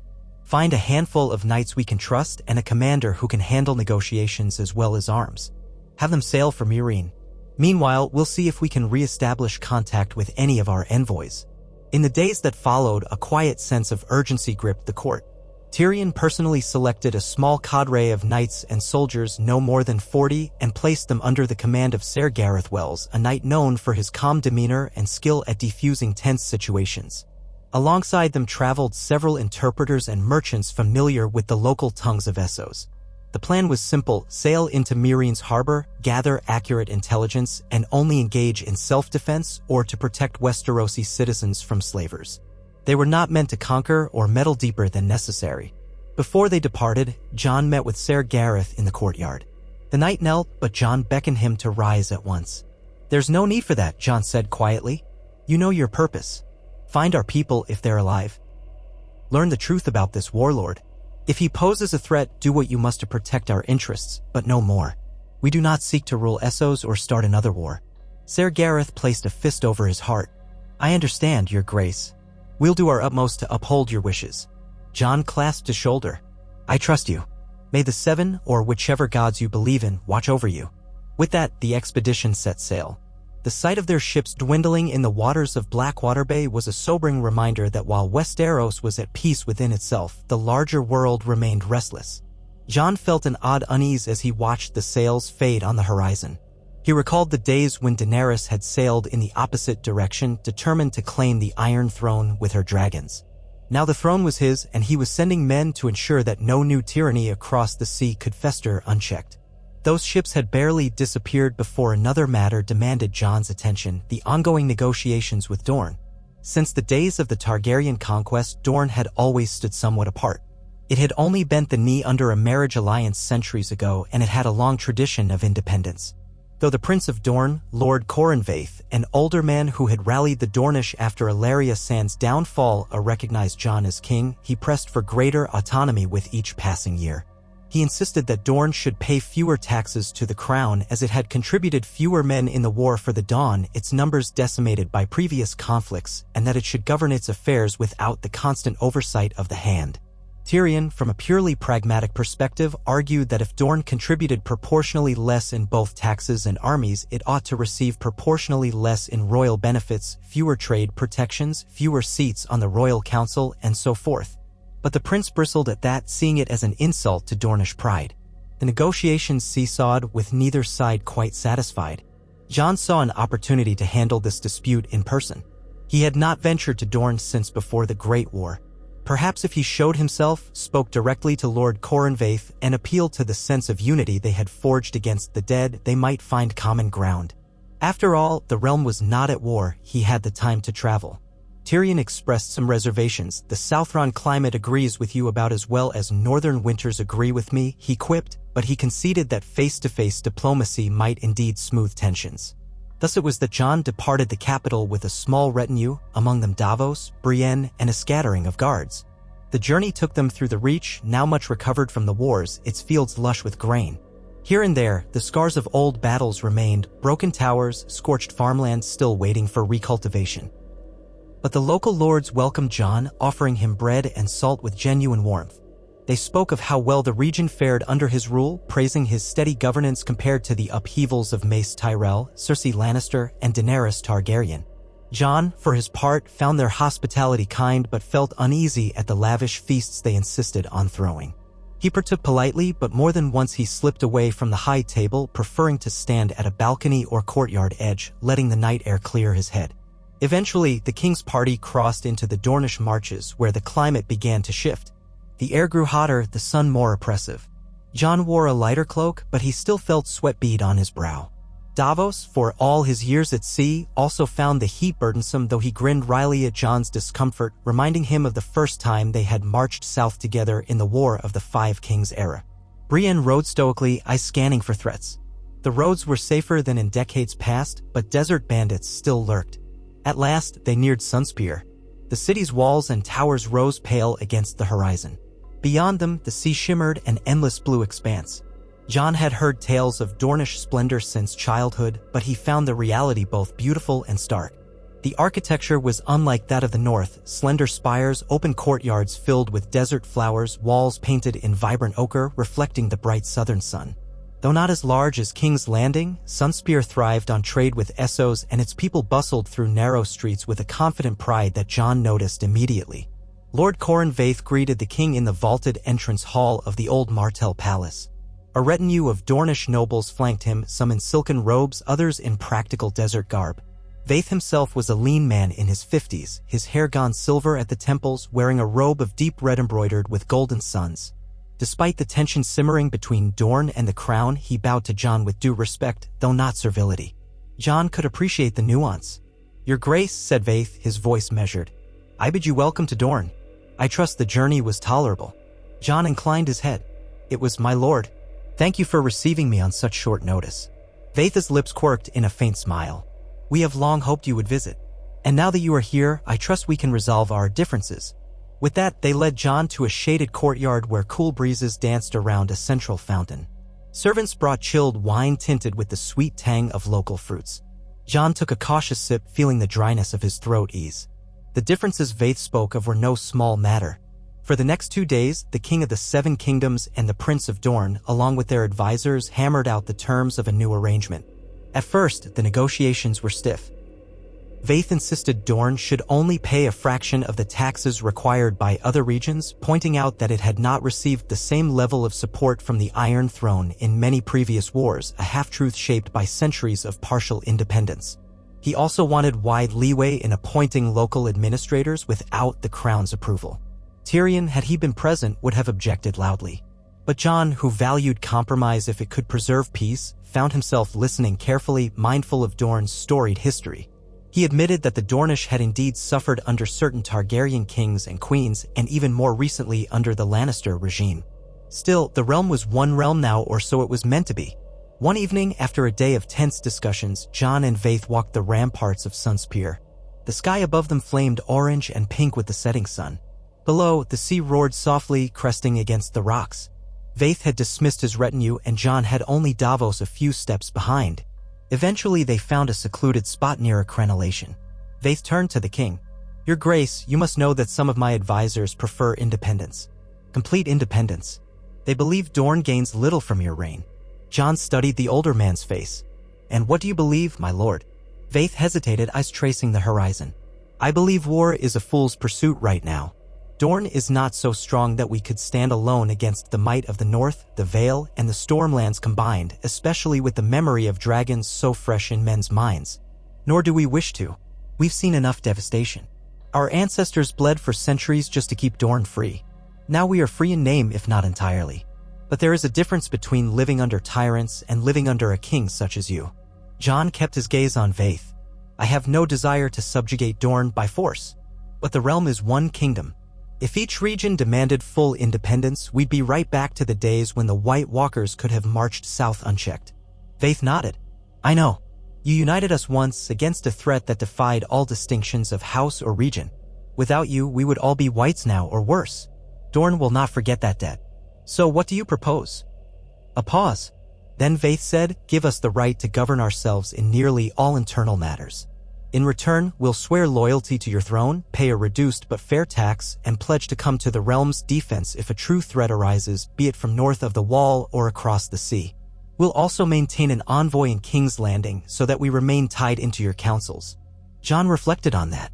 It was, truth be told, similar to the arrangement Sansa had in the north, though Sansa's vow of loyalty was more familial. Still, the principle was the same, a loose confederation, not an iron hold. "I'll need to review the details with my council," Jon said at last. "But in principle, I find that arrangement acceptable." Vaith dipped his head graciously. "Dorne respects you, Jon Targaryen. It's not every day a man defeats the dead and refuses to cling to the old ways of absolute monarchy." They parted soon after. The next morning, they reconvened with their advisors, hammered out the finer points of the agreement, and sealed it with formal oaths. Jon felt a sense of relief, though also an acute awareness that he was continuing a shift in Westerosi governance that might well outlive him. Each region was gaining more autonomy while still pledging unity when needed. Whether the unity would hold once he was gone was anyone's guess.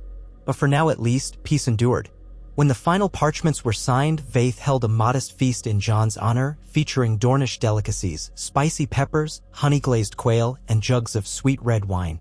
Musicians played lively tunes and dancers spun in garments that shimmered in the torchlight. The mood was cheerful, if still reserved. Jon recognized that many Dornish nobles watched him with curiosity. He was no conquering Targaryen in shining plate with dragons overhead. He was a somewhat somber man in a plain black doublet, wearing a simple steel circlet. He spoke quietly, offering words of thanks rather than boasts. Some might call it underwhelming, others found it oddly reassuring. After the feast, Jon wandered the palace halls, drawn by the memory of how Oberyn Martell once described the passion and vitality of his homeland. The corridors were lit by braziers, their flames dancing on tapestries depicting Dornish victories and tributes to long-dead Martell princes and princesses. He paused at a window that overlooked a moonlit courtyard, hearing the whisper of a fountain below. The night air carried the scent of desert blooms and citrus. A strange peace settled in his chest. A decade ago, he could never have imagined standing here, king in all but name to the proud Dornish. And yet here he was. The path had been unimaginable, but perhaps that was the way of life, forging roads where none existed before. He left Dorne a few days later, having secured an arrangement that would keep the kingdom's southern flank stable. The journey back through the marches was swift, his retinue keen to return to King's Landing. Upon approaching the capital, Jon noticed from a distance the crane-like silhouettes of scaffolding near the Red Keep, evidence that repairs were ongoing to sections of the keep long left in partial ruin. Tyrion had advocated for a complete restoration, but Jon saw no urgent need for lavish structures. It was enough to ensure the keep wouldn't collapse. Inside the city's gates, his return was heralded by murmurs of relief. Something about the king's presence reassured the people that all was well. Jon, however, noticed a certain tension in the air near the docks. He quickly learned why. Rumors abounded that a battered ship had limped into port carrying men from Westeros. Whispers circulated that half the crew lay dead, lost in an encounter across the narrow sea. Jon and Davos exchanged worried glances. They hurried to the harbor district, an area newly expanded under Tyrion's oversight, teeming with vessels of all shapes and sizes. They found the battered ship moored at the far end of the pier. Its sails were torn, its mast marred by scorch marks. A handful of gaunt, sunburnt survivors stood on the deck as onlookers gawked from the wharf. Among them was a young knight named Ser Tristan Follard, who recognized Davos and stumbled forward to greet him. "By the seven, we made it," Ser Tristan gasped. His eyes were sunken, skin cracked from salt and sun. "Is his grace?" He trailed off, noticing Jon behind Davos. Immediately, the knight fell to one knee, though nearly collapsing from exhaustion. "Your grace, we came as fast as we could. Ser Gareth is lost." Jon's stomach tightened. "Lost?" he echoed quietly. "Was your party attacked?" "Speak freely, Ser Tristan." The young knight swallowed hard, eyes darting to the rail of the ship as though haunted by the memory of what he'd seen. "We reached Meereen. The city is in disarray, struggling to hold off the menace from the east. This warlord, Zucca, has raised a host of Dothraki larger than any we've heard of since Drogon's flight. He's allied with slave traders from New Guise, or so the rumors say. They raid coastal villages, carry off captives for the block. When we arrived, we asked after our envoys. We learned they had ventured inland to meet with local leaders, hoping to reason with them or find a coalition to oppose this Zucca. They never returned." Jon listened, face unreadable. The knight continued in a subdued tone. "Ser Gareth led our expedition to see if we could find them, our envoys, your grace. We traveled up the Skahazadan River. But the Dothraki found us first. They fell upon us at dawn, as swift and silent as ghosts. We fought as best we could, but the numbers, Ser Gareth was struck by an arrow. We had to flee with what men survived. On the river, we ran into more trouble. We tried to sail back down, but found the mouth of the river blockaded by corsairs. We turned to open sea, battered by storms. He gestured to the ship's wounded hull. A handful of us made it. The rest. Jon exhaled, a deep, slow breath. The men Ser Gareth had led were among the finest in King's Landing, hand-picked for their skill and level heads. Now dead or captured by slavers. This was precisely the nightmare scenario he had hoped to avoid. Ser Tristan, Jon said carefully, you and your fellows will be cared for. Go to the keep, see the maester, rest. We'll speak again in detail once you've recovered. The knight bowed, tears in his eyes, and left with Davos's help. Jon remained on the dock, gazing at the battered ship. Over the years, he had learned that leadership sometimes meant making decisions that haunted you. He had sent these men on a mission for the good of the realm, only to see them cut down by savage circumstances beyond his control. A deeper question now loomed: was this Dothraki warlord content to ravage the east, or would he eventually eye Westeros? He returned to the Red Keep in a somber mood, summoning Tyrion, Davos, and the small council for an urgent meeting. Tyrion, upon hearing the news, looked grim. It seems the rumors underestimated Zaka's strength. If the Dothraki numbers are truly so large, they could dominate much of the region around the Bay of Dragons. Jon leaned forward, hands folded. We cannot allow Westerosi citizens to be enslaved, nor can we allow a slaving empire to gain enough power to threaten the Narrow Sea. But we don't have the means or the will for a grand invasion. The realm is peaceful but still mending from the last wars. If we raise a host and sail east, we risk everything. Davos, standing by Tyrion's chair, spoke in a measured tone. We might consider forging alliances with the free cities that have reason to fear a powerful Dothraki warlord. Braavos, for one, has always opposed slavery. If Zaka's raids threaten Braavosi shipping, they might assist with ships or coin. Pentos, Lists, Myr, some of these may also be uneasy about a renewed Dothraki presence on their trade routes. They could band together with us, forming a blockade to contain him. Tyrion nodded thoughtfully. Indeed, an alliance of multiple powers might force Zaka to limit his ambitions at least. Or at best, topple him altogether. But we have to be cautious. The free cities are notoriously fickle and fractious. They might demand concessions, trade tariffs, silver from our coffers, or something else. Is it worth it? Jon looked at them both, then around the council table where a few other lords sat, including representatives from the Reach and the Stormlands. We lost good men, Jon said quietly. I will not forsake them or let their fates be repeated. But I also will not plunge Westeros into a war beyond the sea without just cause. Let us start with diplomacy. Davos, you'll sail to Braavos as my envoy. If they will meet, propose an alliance of concerned states. One that aims to halt the expansion of Zaka's raids and free any Westerosi captives. Offer to share intelligence. We can also reach out to the other free cities. Meanwhile, we'll strengthen our coastline defenses. If the Dothraki come here, we'll be ready. The plan was agreed upon. Within days, Davos departed on a swift ship.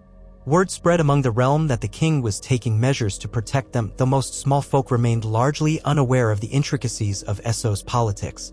They only knew that some new threat might be brewing across the sea and that King Jon intended to handle it as he always did, quietly, steadily, and with minimal disruption to their lives.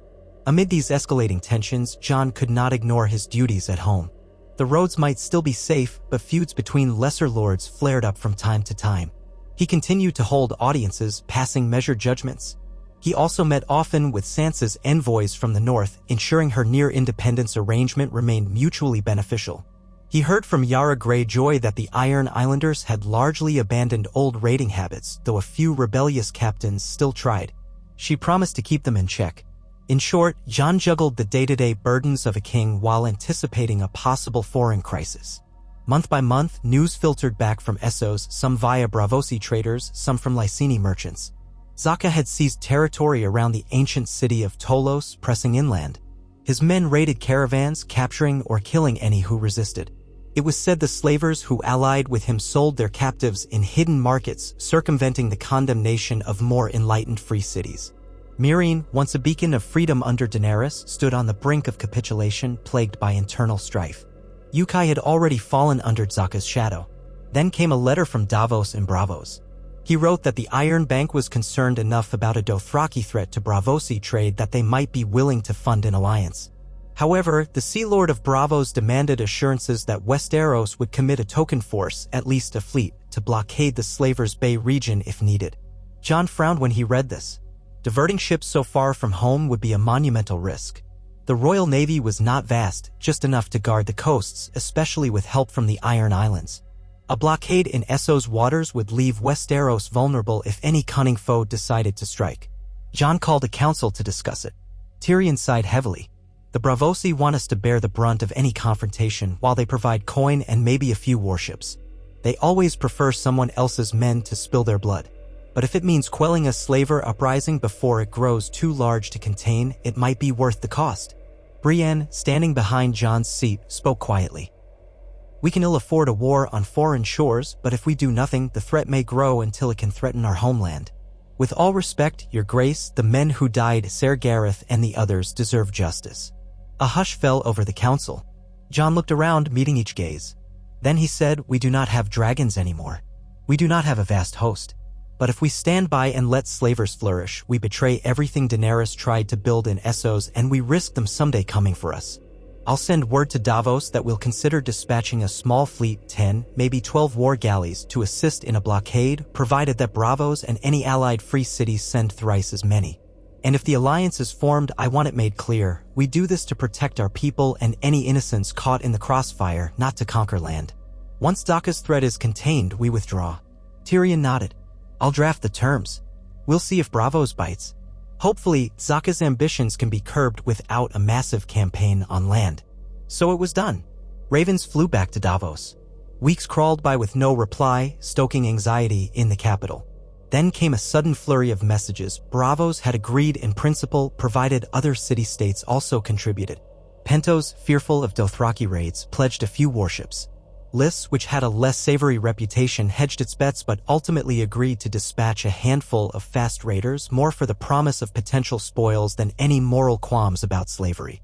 The Iron Bank, eager to protect its many financial interests in Essos, offered loans to all parties, though they demanded interest. Seeing no better path, Jon authorized the plan. This was how a coalition of sorts took shape across the narrow sea, a defensive pact to check the ambitions of a distant warlord.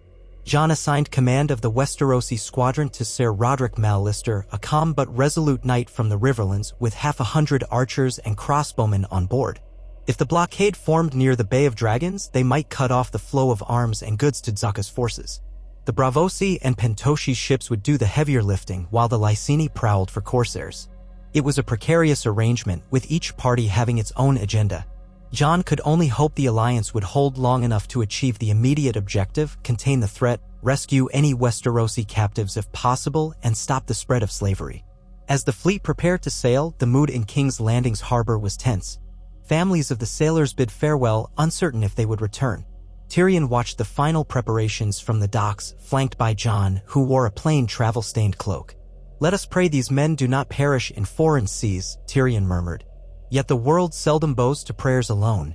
Jon said nothing. He only placed a hand on Tyrion's shoulder.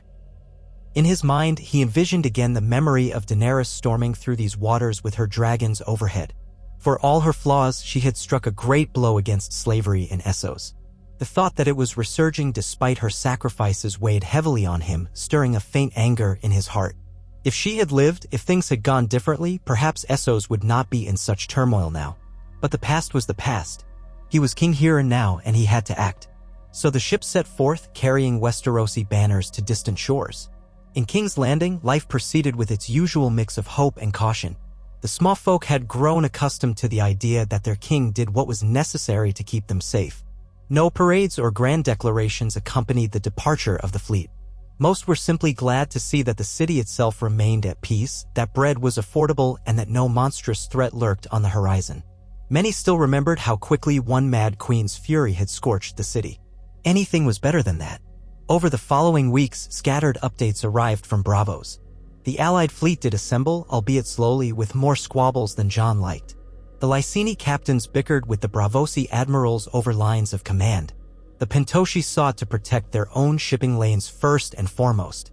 Eventually, Davos wrote that the combined armada had arrived off the coast near Meereen and was attempting to choke off supplies heading east. Yet every message also mentioned new raids by Zaka's outriders and the fear that a true Dothraki horde was massing somewhere inland. Jon, despite his reluctance, found himself inching closer to the notion that Westeros might need a token land force on Essos soil if only to coordinate efforts with local factions who opposed Zaka. It was a precarious decision. Dispatching an army was fraught with danger and expense, not to mention the unrest it might spark among lords who saw no reason to wage war across the sea. But each piece of intelligence indicated that if no one opposed Zaka on land, the blockade would achieve only partial success. The warlord could raid inland, capturing resources and enslaving local populations, all while circumventing the naval cordon. He confided these fears to Tyrion one evening in the Red Keep Solar. The candles on the table danced with each draft of air. Outside, night had settled over the city. Tyrion, nursing a cup of watered wine, pursed his lips. "I won't lie to you, Jon. An expeditionary force to Essos might be the difference between neutralizing Zaka and letting him thrive. But is it truly our place to fix Essos? That was Daenerys' dream, not necessarily ours." Jon closed his eyes for a moment. Daenerys' dream. She wanted to break the wheel, not just in Westeros but everywhere. I cannot say whether that dream was wise or doomed. But I do know that if slavery flourishes in Essos, eventually it will cast a shadow upon our own shores. And I cannot let Westerosi men or women be sold into chains. If I do nothing, we will see more tragedies like Ser Gareth's expedition. Tyrion drummed his fingers. "You could go yourself." Jon's eyes snapped open. "I'm king. If I die across the sea, it might plunge the realm into chaos." Tyrion inclined his head. "True. But you also have an undeniable aura in the east. Word has spread that you are a Targaryen who fought the dead. The Dothraki might see you as a worthy adversary or at least a formidable presence. And if local city-states remember Daenerys with any fondness, they might trust her successor more than random envoys. I'm not saying it's a good idea, but it's an idea." Jon stared into the candle flame. He thought of the vow he had made to protect the living at all costs. But there was a difference between that vow and launching what might become a new quagmire. "I need more time," he said softly. "Let's see if the blockade can pressure Zaka enough. If not, we'll consider next steps." That night, Jon slept poorly, dreaming of frozen battlefields and fields of ash. He rose before dawn, dressing in simple clothes, and wandered out into the silent corridors. Eventually, he drifted into the throne room, still half ruined from Daenerys' final assault, though partially stabilized so it would not collapse. The Iron Throne stood in shards of moonlight, a jagged silhouette. He approached it slowly, remembering how once he'd thought to destroy it, how it had served as a symbol of so much bloodshed. Yet here it remained, a silent monument to the cyclical madness of power. He did not climb its steps. Instead, he gazed at the twisted swords, thinking of the men and women who had died because they believed that seat was worth everything. He whispered into the cold air, "If only you had never been forged." His voice echoed slightly. Then he stepped back and left, returning to the quiet darkness of the corridors, determined to keep forging a path that minimized the Iron Throne's destructive pull. Days lengthened into weeks. Patrols from the blockade reported that Zaka's riders had grown bolder, occasionally clashing with soldiers from the free cities who ventured ashore. A small skirmish near Astapor left Severa. El Bravosi crossbowmen dead. Lyseni pirates, frustrated by the lack of easy spoils, threatened to abandon the alliance. Meereen hung in the balance, with war in its outskirts. Rumors said that the city's leadership was divided between those who yearned for a new liberator like Daenerys and those who simply wanted to appease Zaka to save themselves. Finally, a raven arrived from Davos. It bore an urgent tone. "Your Grace, the blockade alone will not be enough. The Dothraki horde continues to expand inland, seizing supplies and forging alliances with local powers that fear the return of Targaryen rule. The Allied fleet can prevent them from exporting slaves en masse or receiving significant sea-based reinforcements, but it cannot stop them from ravaging the region. Meereen's defenders are desperate. I have spoken with their council and they beg for assistance from Westeros. I have no authority to promise them more than we have. They speak your name with reverence, recalling that you are the heir to the woman who once freed them. If we do not act, I fear Meereen will fall and tens of thousands will be enslaved or slaughtered. Ser Roderick's men are at the brink, patrolling the coasts day and night. We have lost 2 ships to storms and Bravosi morale is waning. Without a direct show of leadership, I doubt we can hold the alliance together. They want a king, someone of power, to come and unify them." Tyrion might have guessed as much. Your presence, or at least a royal expedition under your banner, might tip the scales. I do not presume to command, but I urge you to consider, we came here to protect our people and to check this threat before it grows beyond our capacity to contain. That moment is fast approaching. We must either commit or withdraw entirely. I remain your loyal servant, Davos Seaworth. Jon read the letter twice. His heart clenched. Davos's words carried the weight of truth. The realm could not fight an endless war abroad. But if they withdrew now, they would leave Zaka unchallenged on land, free to raise Meereen and expand until, one day, Westeros might face a far more formidable threat. He did not relish the idea of traveling across the sea nor leading a military expedition in foreign lands.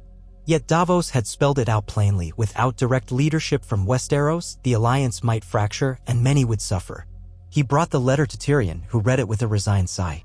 I fear this was always a possibility, the hand said. The question is, how will the great lords of Westeros respond if you decide to lead forces overseas? Some might balk at committing men and resources so far from home. Jon rubbed his jaw. We'll make it voluntary. A call for those who believe in defending against the growth of slavery, who would see our lost men avenged, who want to ensure the threat doesn't spread. I won't conscript anyone, but I'll go myself.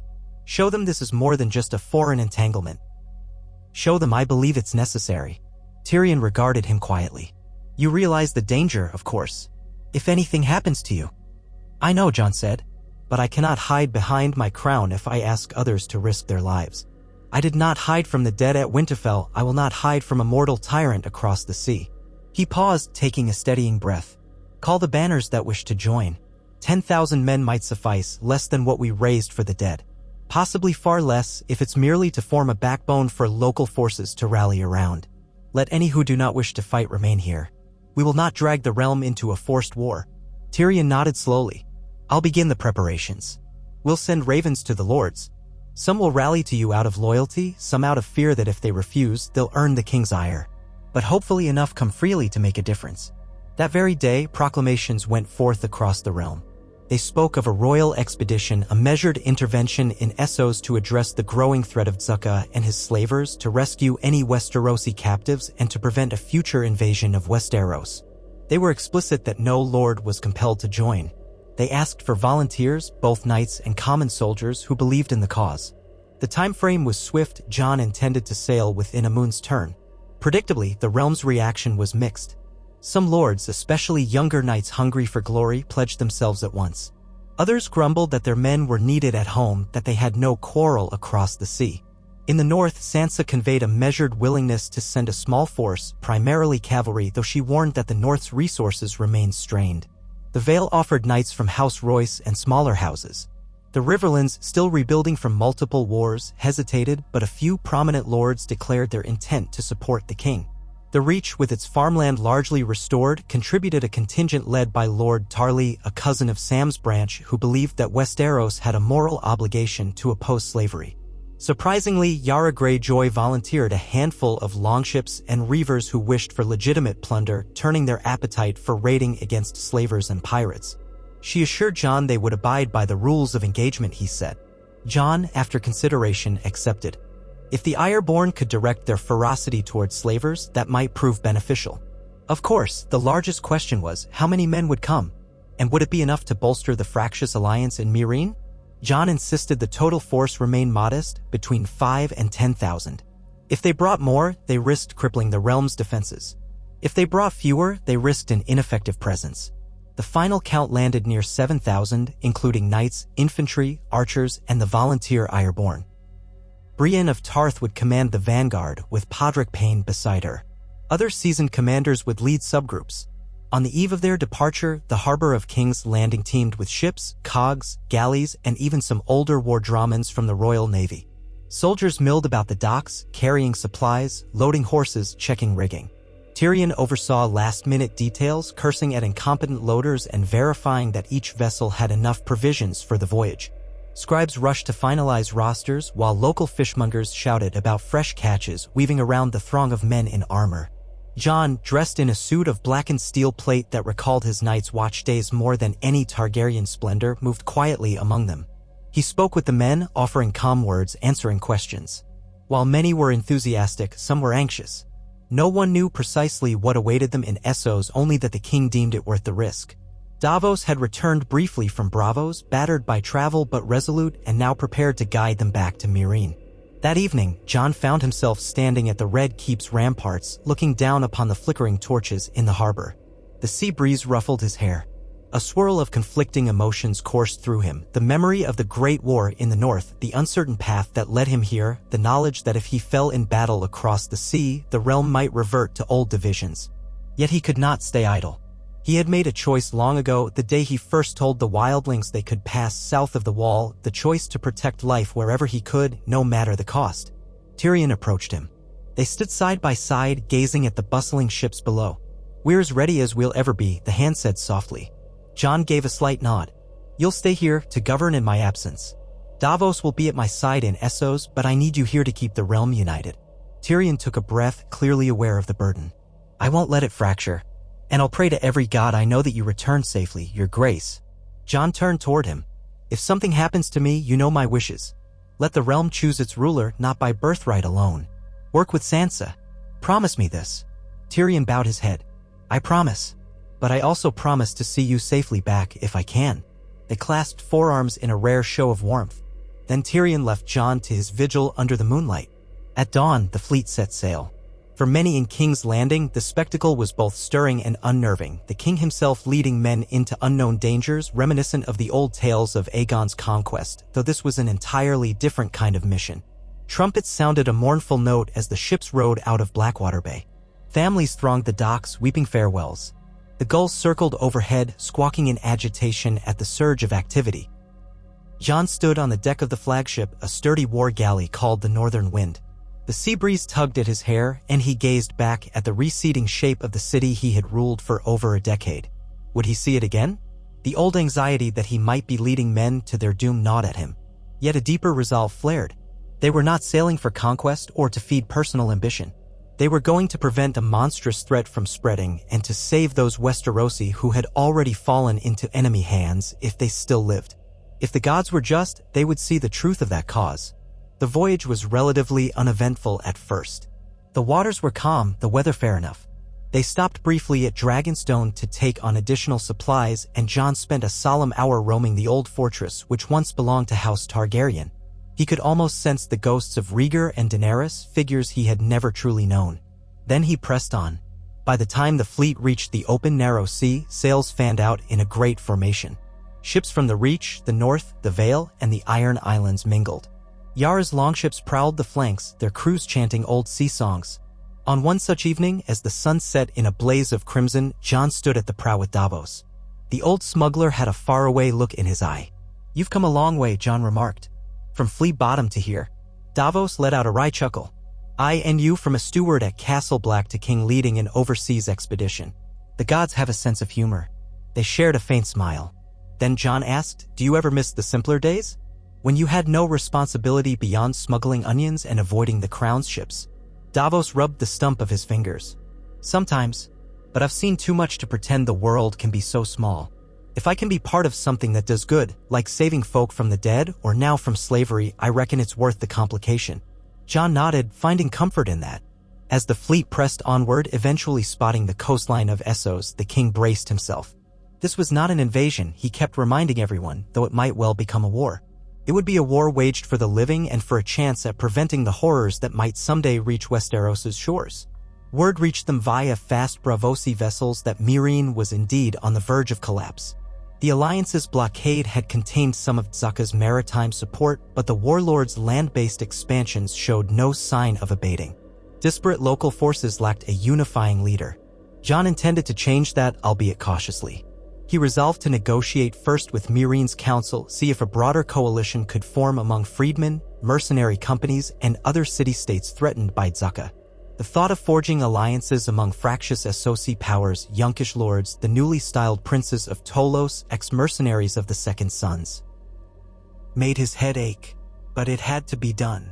At last, the Westerosi fleet converged with the allied ships near the coast.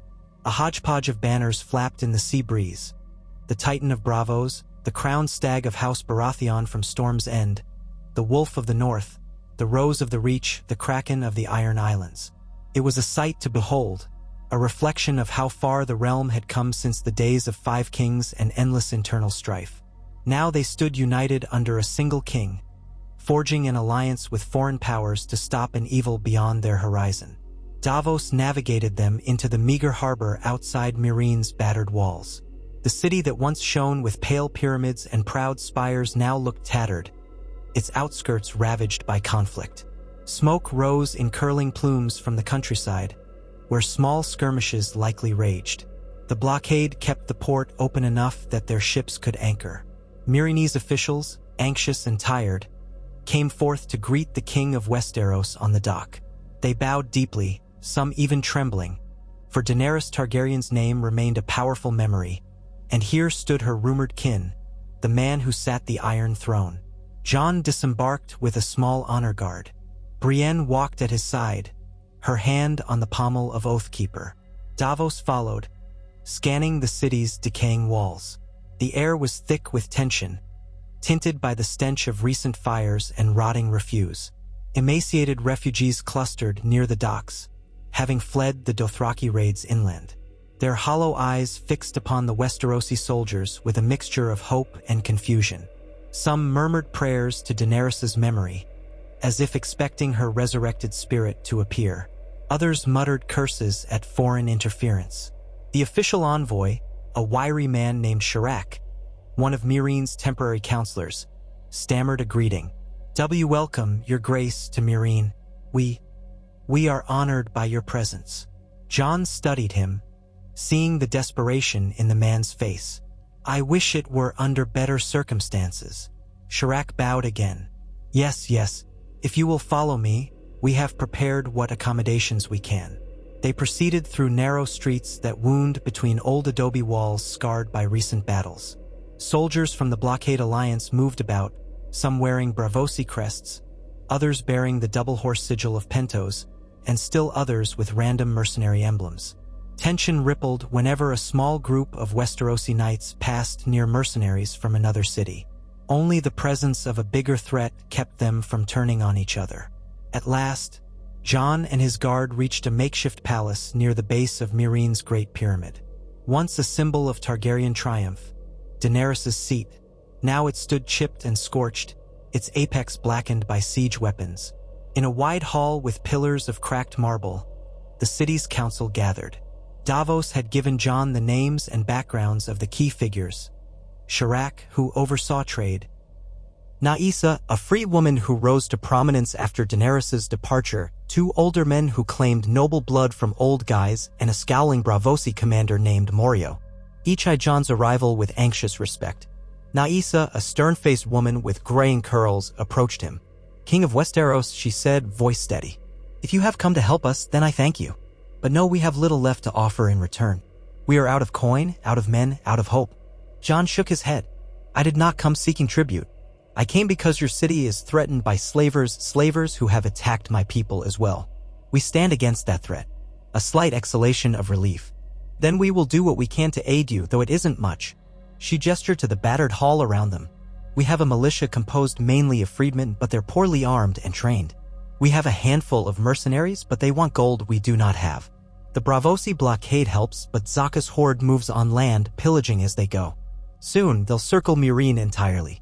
Jon glanced at Morio, the Bravosi commander, who cleared his throat. "We've tried to slow them, but we're not horsemen. Bravos has crossbowmen and galleys, not cavalry. The Pentoshi have some mounted archers, but not nearly enough. And Zaka's outriders are cunning devils, hit-and-run tactics that cripple our supply lines." Davos stepped forward. "We've brought knights and infantry from Westeros, your honors. Not in vast numbers, but enough to anchor a defense. Perhaps with a proper plan, we can hold Meereen and maybe drive Zaka back, at least from this region." Jon nodded. "Yes, but we'll need more than that. We need local allies, other cities that feared Zaka. Has Yunkai truly fallen to him?" Nyssa nodded sadly. "They submitted rather than be sacked again. They've provided him with gold and a foothold. Astapor is a graveyard, deserted after multiple wars. Tolos and Mantries are rumored to be in league with him to avoid being pillaged. The truth is, Meereen stands alone except for the foreign fleets. And you." Jon felt the crushing weight of that reality. Even with 7,000 Westerosi plus the allied forces, they'd be hard-pressed to defeat a massive Dothraki horde. Yet if the city fell, tens of thousands would face enslavement or worse. "We'll fortify Meereen," Jon said. "We'll gather intelligence. If there is any faction within Yunkai or Tolos that opposes Zaka, we'll reach out. We must find a way to either break his horde or force a truce." The Braavosi commander scowled. He will not parley. The Dothraki see negotiations as weakness. They respect only strength. Jon recalled his time with the wildlings, the way Mance Rayder had gathered them through a mixture of persuasion and demonstration of power. Could a similar logic apply here? Then we'll show him strength enough to make him reconsider. So began a tense and fraught period of preparation. Jon's army encamped along Meereen's perimeter, raising wooden palisades and reinforcing the walls. They carried the banners of the Seven Kingdoms, a sight that stirred curiosity among the local population. Brienne oversaw daily training drills, forging a sense of discipline among the Westerosi ranks. Podrick worked tirelessly, ensuring the knights and footmen integrated with the small militia Meereen still possessed. At the same time, Yara Greyjoy and her reavers patrolled the coastline for any sign of corsairs or smugglers trying to breach the blockade. She relished the chance to confront slavers directly, but the desert heat made her scowl. "I'd take the storms of the Iron Islands over this scorching sun," she told Davos with a grim laugh. "Still, it's better than rotting at home." Davos joined Braavosi scouts to reconnoiter the countryside. They brought back reports of smoke-shrouded villages, the aftermath of brutal raids. Many local peasants, once nominally free under Daenerys' rule, had fled to the city. The scale of human suffering weighed heavily on Jon's mind. He had not come to conquer, yet he found himself the only real hope many of these people had. He had never wanted to be a savior, but he refused to abandon them to savage tyranny. One day, near dusk, a scout galloped back to Meereen with urgent news. A large Dothraki Khalasar approached from the west, possibly thousands of horsemen with more on the way. They rode swiftly, plundering as they came. Zaka himself might be among them. If so, a siege could begin within days. Jon convened his commanders in a cramped war room near the pyramid's base. Map fragments of the region littered the table, though they were not entirely accurate. Ser Oris Tarly, a skilled cavalry leader from the Reach, explained the terrain, mostly flat, scattered with farmland and small hills near the city, but nowhere near enough to hamper a Dothraki charge. Brienne pointed out that their heavy infantry could hold if properly entrenched, but they had limited cavalry to counter the Dothraki's ability. The Braavosi crossbowmen could help, but the city's walls, battered and partially unrepaired, offered only so much protection. Finally, Jon spoke, voice steady. "If we wait within the walls, the Dothraki might encircle us. They excel at cutting off supplies. Meereen would starve, its people trapped. We'd be forced to sally out eventually, maybe at a disadvantage. Alternatively, if we meet them in open battle, we risk being outflanked and overwhelmed. We need a middle ground." Davos studied the map. "We could send a portion of our force to harass their flanks, forcing them to slow down or chase us. If we time it right, we might lure them into a position near the city where the crossbowmen and archers can inflict heavy losses." Brienne nodded. "A carefully laid trap, but it must be executed perfectly. One misstep and we're the ones being trapped." Jon weighed the risks. He saw the fear in some faces, the determination in others. This was so far from the snows of Winterfell, yet it felt grimly familiar, a smaller force bracing for a fearsome foe. At least this time it wasn't the endless dead. Still, men could be just as terrifying when driven by greed and cruelty. "We'll try it," he said. "If we can break their initial wave, we might force a retreat or a parley. If that fails, we fortify the city and pray the blockade denies them enough resources to sustain a siege." They spent the next 2 days preparing defenses and finalizing the plan. Tension thrummed like a drawn bowstring. Refugees crammed into the city, seeking shelter. The soldiers readied weapons and sharpened swords. Jon walked among them, recalling how he once wandered the courtyard before the Battle of the Bastards, trying to inspire men who faced overwhelming odds. He spoke with small groups, reminding them of their purpose. "We stand against slavery and brutal tyranny," he told them. "We stand because no one else will. Remember that in the fight to come." And come it did. On the third day, at dawn, dust clouds on the western horizon signaled the approach of the Dothraki horde. Thousands of riders, banners fluttering, war cries echoing across the plains. Scouts reported that the Khalasar seemed even larger than feared, perhaps 8,000 horsemen plus camp followers. Among them were auxiliaries from Tolos bearing slave soldiers. Leading them all was said to be Zaka himself, astride a towering stallion with braids adorned by stolen gold. They advanced with menacing confidence, certain that no city could stand against the might of the Dothraki on open ground. Jon and his commanders put their plan in motion. They dispatched a contingent of mounted Westerosi knights, led by Ser Orys Tarly, to ride out and harass the Dothraki vanguard. The knights carried lances and shortbows aiming to strike from a distance then retreat. This tactic, while dangerous, aimed to lure the Dothraki closer to the city where hidden crossbowmen and archers lay in wait behind shallow earthworks. The rest of the army formed ranks, braced behind palisades and sharpened stakes, prepared to meet the charge. Jon himself donned his blackened plate, emblazoned with a direwolf fan dragon sigil that some of his men had fashioned. He took up Longclaw, its Valyrian steel gleaming in the early sun. Brienne stood near him, her expression grimly resolute. Davos, not much of a fighter, but unflinching, remained by the banners to coordinate signals. From the city walls, the people watched, holding their breath. The war drums of the Dothraki grew louder, pounding a relentless rhythm. Dust rose in swirling clouds. Ser Orys and his knights made their move, galloping forward to loose arrows on the Dothraki outriders. A few horses fell. The Dothraki roared and charged. The knights wheeled away, feigning retreat, luring them toward the city's prepared kill zone. At first, it worked. The Dothraki vanguard thundered ahead, enraged, determined to crush these foreign fools. But they soon realized the city's gates were sealed, its walls lined with archers. An open field near the walls had been strewn with caltrops and concealed spikes. As they galloped onward, horses began to scream, stumbling over the hidden hazards. The lines wavered. That was when the Westerosi crossbowmen rose from behind earthworks and unleashed a volley. Bolts whistled through the air, striking riders and steeds. Chaos erupted in the Dothraki front ranks. Yet the Dothraki were no strangers to battle. They adapted quickly, swerving aside, calling for reinforcements from behind. More horsemen poured in, seeking to flank the earthworks. Jon signaled the infantry to hold formation. Brienne led a shield wall on one flank, blocking a group of howling raiders. Steel clashed, blood sprayed the dust. Jon fought on foot, flanked by loyal retainers. He cut down a mounted foe who tried to spear him, Longclaw slicing through the rider's arm. Another Dothraki circled behind, but one of Jon's bannermen intervened, taking a curved arak to the shoulder before the savage was felled. The air filled with the screams of men and horses, the acrid stench of sweat and gore. The cunning of the plan worked for a time, but the Dothraki horde was massive. Even as the front ranks fell to crossbow fire, more poured in from the sides. Their war cries filled the morning sky. Arrows rained down from Dothraki riders who had dismounted at a safer distance, adding confusion. Yara's men from the Iron Islands rushed forward with axes and shortbows, trying to stem a flank incursion. Amid the swirling chaos, Jon glimpsed a tall, imposing figure on horseback some distance away, a man wearing a braided scalp lash heavy with gold rings, rallying the Dothraki with savage cries. Zucca, no doubt. His face twisted in contempt at the sight of Westerosi banners.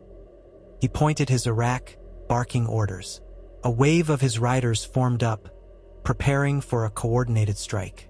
Jon realized they aimed to smash through the center, where the palisade was weaker.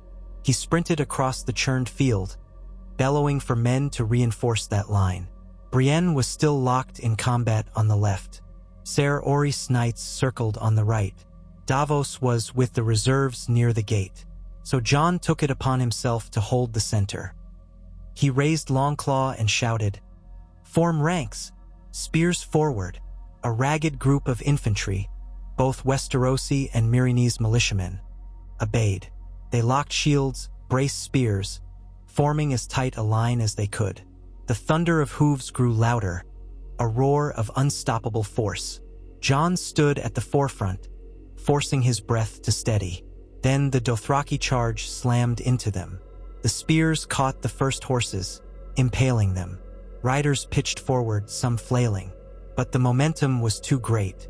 Gaps opened in the line as spears snapped. Dothraki warriors poured through, hacking with araks, screaming war cries. Jon whirled, parrying a strike aimed at his head. He battered the attacker aside, burying Longclaw in another's chest. The press of bodies was overwhelming. Dust choking the air, men colliding in a wild melee. One spear's tip raked Jon's shoulder, piercing the edge of his armor. He clenched his teeth against the pain, pushing forward. He had fought whites in even more desperate circumstances. These were living foes, terrifying yet mortal. He pressed on, ignoring the burn of the wound, rallying the men. Hold!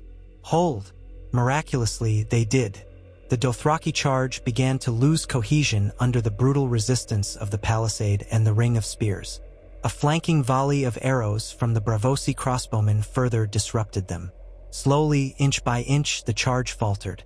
Xhaka himself, seeing the center hold, cursed and reined his horse away, barking new orders. As the morning wore on, the Dothraki discovered they could not easily break the lines. Their casualties mounted. They resorted to circling, peppering the defenders with arrows, while other groups tested the flanks. Yet the city's defenses, combined with the Westerosi discipline, gave Meereen an edge it had not possessed in the old days of Daenerys' campaigns. This was no unorganized slave army. These were seasoned knights and footmen who had faced the apocalypse in the north and lived. By midday, the battle reached a deadly stalemate. Bodies littered the field. Smoke from brushfires draped the area in a haze. The Dothraki war cries diminished as more and more riders recognized that this was no easy plunder. The Westerosi lines, though battered and bloodied, still stood. Finally, Xhaka's horns sounded a withdrawal. The horde retreated a short distance, regrouping on the plain to plan their next move. Jon, panting, his armor spattered with blood and dust, surveyed the carnage. The ground was slippery with gore. Men groaned in pain, some beyond saving. Medics rushed to tend the wounded. Davos emerged from the city gate, face grim, helping direct the rescue efforts. Brienne joined Jon, battered but alive, a shallow cut across her cheek. "We held," she said, voice thick with exhaustion. "But they'll come again. We cannot withstand wave after wave." Jon nodded, breathing heavily. "We'll see if this sets the stage for negotiations. They've lost many men, but they must realize we're not an easy target." A Braavosi officer approached, saluting. "Commander Morio is requesting a council in the city. Will you come?" Jon nodded. "Yes." "Brienne, see to the wounded. Then join me." He trudged back through the gates, mind whirling with the brutal images of the morning. The horrors of war had not lessened since the battles against the White Walkers. If anything, it was even more senseless as men butchered men for gold and power. He could only hope that by standing firm they had forced the warlord to consider another path. The council in the battered hall was a chaotic affair, with mercenary captains shouting, local officials lamenting their losses, and Braavosi envoys pushing for a more aggressive offense. Jon calmed them as best he could, reminding everyone that while they had done well to repel the first assault, the cost of a prolonged siege would be devastating. "We must attempt to reach Xhaka," he insisted. "Offer terms. Let him see that further attacks will bleed him dry." Morio sneered. "You think a savage Dothraki warlord will accept peace?" "He might if we offer him no better alternative," Jon retorted. "Or at least we can learn if he has any demands beyond subjugation. If not, we'll fight on. But we should try." Reluctantly, the council agreed to send an emissary. The next day, under a white banner, a small party rode out to the Dothraki encampment outside bowshot range. Jon did not go himself. He knew it would be inviting a trap. Instead, he sent Davos, who had a knack for diplomacy, and a handful of local interpreters. Davos knew it was perilous, but he set off without complaint, ever faithful to the cause. Jon paced the walls, scanning the distant shapes of tents and horse lines in the plain. The day dragged on. Finally, at dusk, Davos returned, face drawn. He spoke in private with Jon and Brienne. "Xhaka refused to see us. One of his captains took our message and returned to say that the only peace they'll accept is our complete surrender, which would include handing over any survivors in the city for enslavement. Otherwise, he swears to burn Meereen and feed our corpses to the dogs." Brienne spat in disgust. Jon's jaw clenched. "So be it," he said quietly. "We'll not yield. If Xhaka wants the city, he'll have to pay dearly for it." They braced for another assault. Over the following days, skirmishes continued, but the Dothraki seemed more cautious, resorting to hit-and-run raids on supply lines. The blockade at sea remained effective in cutting off large-scale reinforcements, so the horde could not starve them out from the coastline. But the tension was excruciating. Every dawn might bring the next massive charge. Finally, a piece of unexpected news reached them. A messenger from Yunkai, newly escaped from the city, claimed that not all Yunkish lords supported Xhaka's alliance. Some planned to rebel if only they had support from Meereen and the Westerosi. If Yunkai rose against him, Xhaka's position might weaken drastically. Jon called another council, eager to seize any advantage. If we can coordinate a strike with the dissenters in Yunkai, we might force Zuka to fight on two fronts, he said. He can't maintain this siege and quell a rebellion at once. Brienne and Davos agreed, though they cautioned that such a plan would require sending part of their forces away from Meereen, risking a weaker defense. But if we don't, we'll be pinned here indefinitely, Brienne said. Jon studied the battered map. I'll lead a force to Yunkai, he decided. We'll slip around the horde if we can, or find a route that avoids the bulk of their cavalry. We'll rendezvous with these dissenters, coordinate an uprising, and force Zuka to break off the siege. Brienne, you command the defense of Meereen in my absence. Brienne's eyes widened in alarm. Your Grace, traveling across this territory is exceedingly dangerous. Let me go, Jon shook his head. No. The men need your leadership on the walls. You're the best warrior we have. Morale will hold if they know you're commanding. He turned to Davos. You'll come with me. You know how to handle precarious negotiations. Davos sighed. I feared you'd say that. Thus, a new gamble took shape. Under the cover of night, a column of Westerosi knights, Ironborn reavers, and a handful of Meereenese scouts slipped out of the city's eastern gate, hoping to circle around Dothraki patrols. Jon led them personally, wearing lighter armor for speed. The plan was bold. Once they reached Yunkai, they would link up with the rumored rebels, cause enough chaos to force Zuka's attention away from Meereen, and perhaps even sever his supply lines. So they rode east under the stark stars of Essos, the air hot even at night. Dust billowed beneath their horses' hooves. They traveled carefully, using lesser-known roads mapped by local guides, avoiding the main thoroughfares where the Dothraki roamed. Each day, they covered leagues of scorched farmland, passing smoldering ruins of villages. Scenes of cruelty and devastation marred the land, fueling Jon's resolve to see this warlord undone. They approached Yunkai at dusk on the fifth day. The once gilded city, famed for its yellow city walls, looked battered, though less so than Meereen. Dothraki banners flew in some quarters, signaling that part of the city was under their influence. They had not conquered it outright but compelled its leaders to pay tribute. The rumored rebels hid in the slums or small pockets of the city guard, waiting for a chance to strike. Jon's column found a safe vantage in the rocky hills outside Yunkai. Davos and a local contact, a woman named Zanya, slipped into the city under disguises, seeking the rebel leaders. The night wore on, each moment a coil of tension, until finally they returned, guiding a small band of Yunkish conspirators. These men and women looked tense and desperate, but their eyes gleamed with a hunger for freedom from the Dothraki yoke. They kneeled before Jon, uncertain how to greet a foreign king. We expected more men, one said. Is this all Westeros can send? Jon eyed them calmly. It's enough if you do your part from within the city. You say many of Yunkai's watch are ready to turn on the puppet leaders who pay tribute to Zuka. Another conspirator, a scarred captain, nodded. Yes. They despise the Dothraki, but they fear them more. If they see a chance, if you strike from outside while we strike from within, they'll rise. Jon studied the city's walls under the moonlight. The plan would be precarious, coordinated attacks always were. If the conspirators failed, or if the Dothraki discovered the plot, it could end in disaster. But he saw little alternative. We attack at dawn, he decided. We'll assault the western gate. You stir rebellion inside at the same moment. If we succeed, Yunkai might shake off the tribute arrangement and cut Zuka's supply lines.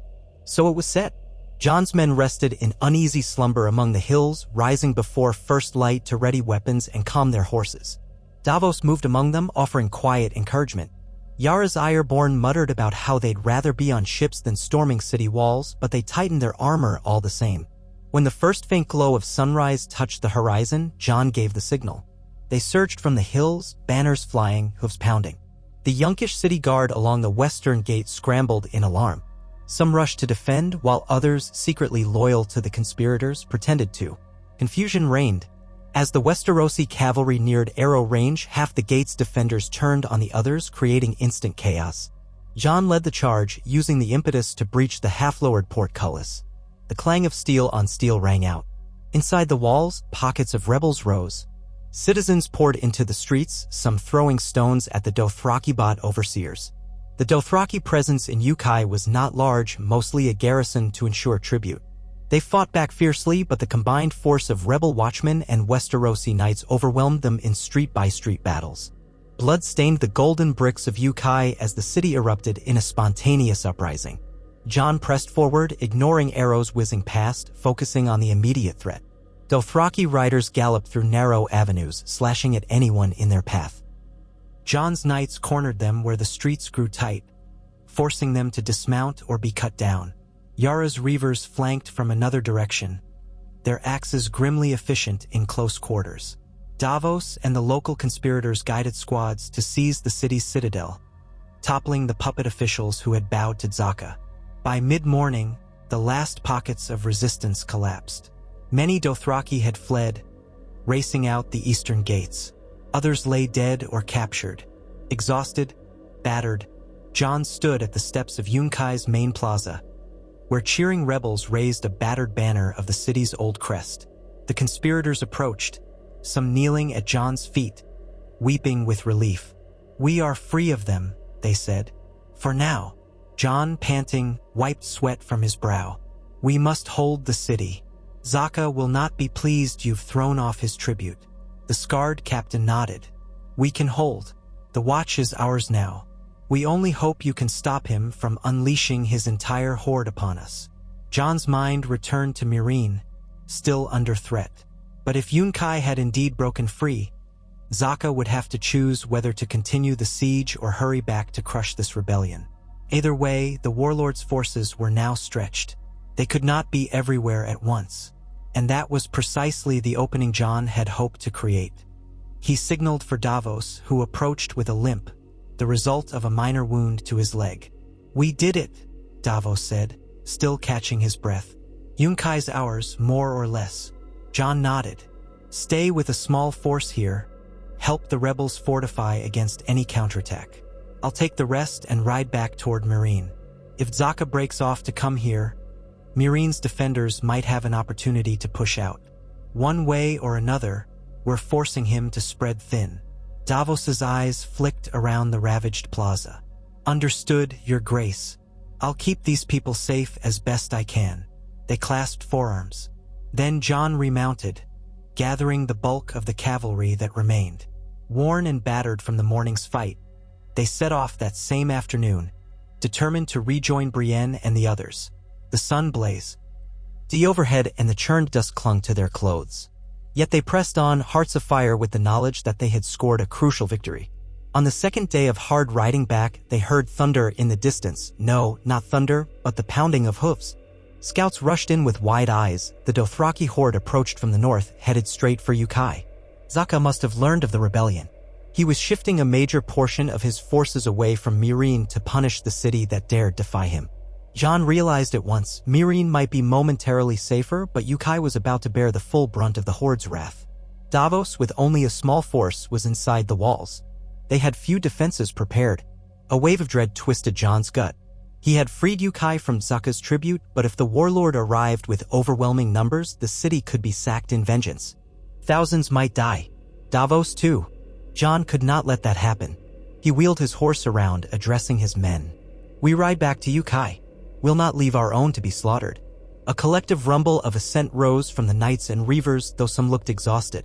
They turned, spurring their horses, racing to outrun the Dothraki, or at least reach Yunkai first. The columns of dust in the distance signaled that they were in a desperate race against time. As night fell, the exhausted Westerosi forces arrived at Yunkai's gates. They found Davos and the rebels still in the midst of frantic preparations, erecting barricades in the streets, forging arrowheads, patching the battered walls. Davos's face lit up in relief upon seeing Jon. "The horde's close. They might be here by morning." Jon nodded, dismounting stiffly. "We'll fight them here. The city is better defended than the open field, at least. If we hold out, perhaps Brienne at Meereen can seize the moment, or the Alliance can mount an assault on the horde's camp. We just need to survive." Throughout the night, they labored by torchlight, turning the city's squares into kill zones, fortifying the main gates as best they could. Yara's reavers manned the walls alongside the rebel watchmen. Jon oversaw the distribution of his cavalry, instructing them to act as rapid response if any section threatened to fall. Davos patrolled, urging men not to lose heart. A hush fell over Yunkai in the dark hours before dawn as the defenders braced for the onslaught. And it came. With the first light, Dothraki horns blared. Thousands of riders emerged from the dusty plains, forming lines around the western and northern gates. Zaka himself was presumably among them, thirsting for revenge. The beating of war drums set the defenders' nerves on edge. Then the horns sounded again, and the wave of horsemen surged toward the walls. Arrows and javelins met them, picking off the front ranks. But the Dothraki had learned from earlier battles. Some dismounted to scale the walls with ropes, while others used captured siege weapons from local allies. The clang of grappling hooks and the crash of rams on the gate echoed through the city. Yara's reavers fought like devils to repel climbers, hacking at rope lines, pouring oil on attackers. Jon raced from one section of wall to another, rallying men wherever the defense wavered. The day stretched in a hellish panorama of swirling dust, screams, and clashing steel. Twice the gates nearly broke under the pounding of a makeshift ram. Each time, knights and city watch rushed forward to reinforce the barricade.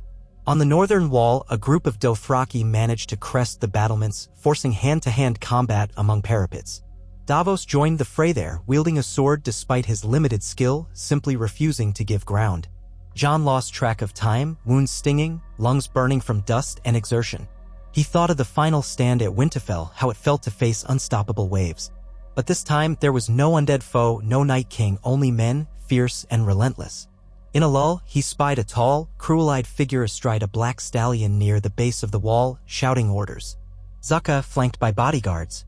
Jon's blood surged with the urge to confront him personally and the threat in single combat if possible. But it was impossible to simply ride out while the city hung by a thread. Late in the afternoon, the tide began to shift. A horn blast from the southeast, Braavosi and Pentoshi forces, guided by scouts from Meereen, had arrived, striking at the Dothraki's flank outside the city. Caught between Yunkai's walls and a fresh assault, Zucca's men found themselves pressed on two sides. Confusion reigned. Some tried to hold their ground, others fled into the open plain. Jon seized the moment, leading a sortie from the main gate with cavalry crashing into the disordered Dothraki ranks. In the swirling chaos, Jon caught sight of Zucca again, not far away, still on horseback, rallying a knot of riders. Jon spurred his own horse forward, ignoring the burning ache of his injuries. He had to end this. Another group of horsemen intercepted him, but Yara's reavers hammered into them, giving Jon a path. He urged his horse to a gallop, bearing down on Zucca's position. The warlord turned, fury etched on his face, brandishing his arak. Two of his bodyguards rushed forward, but Jon slashed one aside with long claw, ducked a spear from the other, and trampled him underfoot. Then it was just Zucca, reining his stallion to face this black-armored foe. They clashed in a furious exchange. Zucca's arak whistled through the air, Jon's Valyrian steel parrying blow after blow. The stallions danced, hooves drumming the dust. Zucca spat curses in his native tongue, eyes alight with murderous rage. Jon pressed forward, forcing Zucca's horse to sidestep. The warlord tried a downward slash at Jon's unguarded shoulder. Jon twisted, feeling the blade bite into the edge of his pauldron, but not deeply. Summoning all his strength, he rammed Longclaw forward. Steel but flesh. Zucca gasped, eyes widening in shock. He toppled from the saddle, blood pouring from a mortal wound. His stallion bolted. Jon's horse nearly stumbled, but he kept his seat, staring down at the dying warlord. The man glared back, trying to speak, but coughed blood instead. Then he went limp, the gold rings in his braid clattering. With Zucca's fall, the remaining Dothraki on that flank broke, scattering into the open plain. The allied forces pressed them hard, capturing some, slaying others. By sunset, the battle ended. Yunkai stood battered but unbroken, its defenders hoisting battered banners above the gates. The Dothraki horde, now leaderless, fragmented into smaller Khalasars that retreated into the deep desert. Jon dismounted near the main gate, fighting a wave of exhaustion so intense he could barely keep upright. He sank to one knee, forcing slow breaths. Davos hurried over, a bandage on his arm. "Your Grace, you're wounded." Jon grimaced. "Just bruises and cuts. See to the men first." Yara appeared, spattered in blood, her face caked with dust, yet grinning fiercely. "We've done it. The warlord's dead, his men in flight. The city is safe." Jon took a shaky breath, scanning the horizon. Smoke from scattered fires rose, but the day was theirs. He closed his eyes for a moment, relief washing through him like a cold tide. They had averted the worst. Meereen was spared a long siege, Yunkai was freed, and Zucca's monstrous ambition was stopped. All at the cost of countless lives, but if they had not acted, the toll would have been far greater. In the days that followed, the remnants of the horde either fled or surrendered in small clusters. The alliance stabilized control over Meereen and Yunkai, ensuring that no new slaver coalition could form so easily. Talk spread of new leaders rising among the Dothraki, less ambitious ones, or at least not so blindly bold. Jon oversaw negotiations with local city councils to ensure that slavery would not return, though he had no illusions it was a simple matter. Rebuilding trust and order would take time, but the immediate threat had passed. Finally, after weeks of mopping up pockets of resistance and stabilizing the region, Jon called a council of the coalition's leaders. They met in Meereen's scarred pyramid. Braavosi, Pentoshi, Yunkish rebels, Meereenese freedmen, and the Westerosi contingent all gathered. Jon announced that their mission was accomplished, Zaka's slaver empire was broken, Westerosi captives were rescued where possible, and the blockade could be lifted once local powers took charge of their own defense. "I have no wish to remain in Essos," Jon said, his voice echoing in the hall. "The Seven Kingdoms await. We came to prevent a greater evil, and we have done so." Many thanked him. Some, including the freedmen of Yunkai and Meereen, knelt in gratitude, seeing him as a successor to Daenerys' legacy, though he insisted he had not come to rule them. The Braavosi, eager to resume normal trade, parted on respectful terms, albeit relieved to see the Westerosi go. Yara prepared her reavers for the sea once more, longing for the salt wind of the Iron Islands. Davos and Jon shared a weary smile, remembering how improbable it all was that they had ventured so far and succeeded. Within a fortnight, the coalition fleet disbanded. Westerosi ships, some damaged but still seaworthy, set sail westward, carrying exhausted soldiers who had fought in scorching deserts and foreign streets. The journey home felt surreal.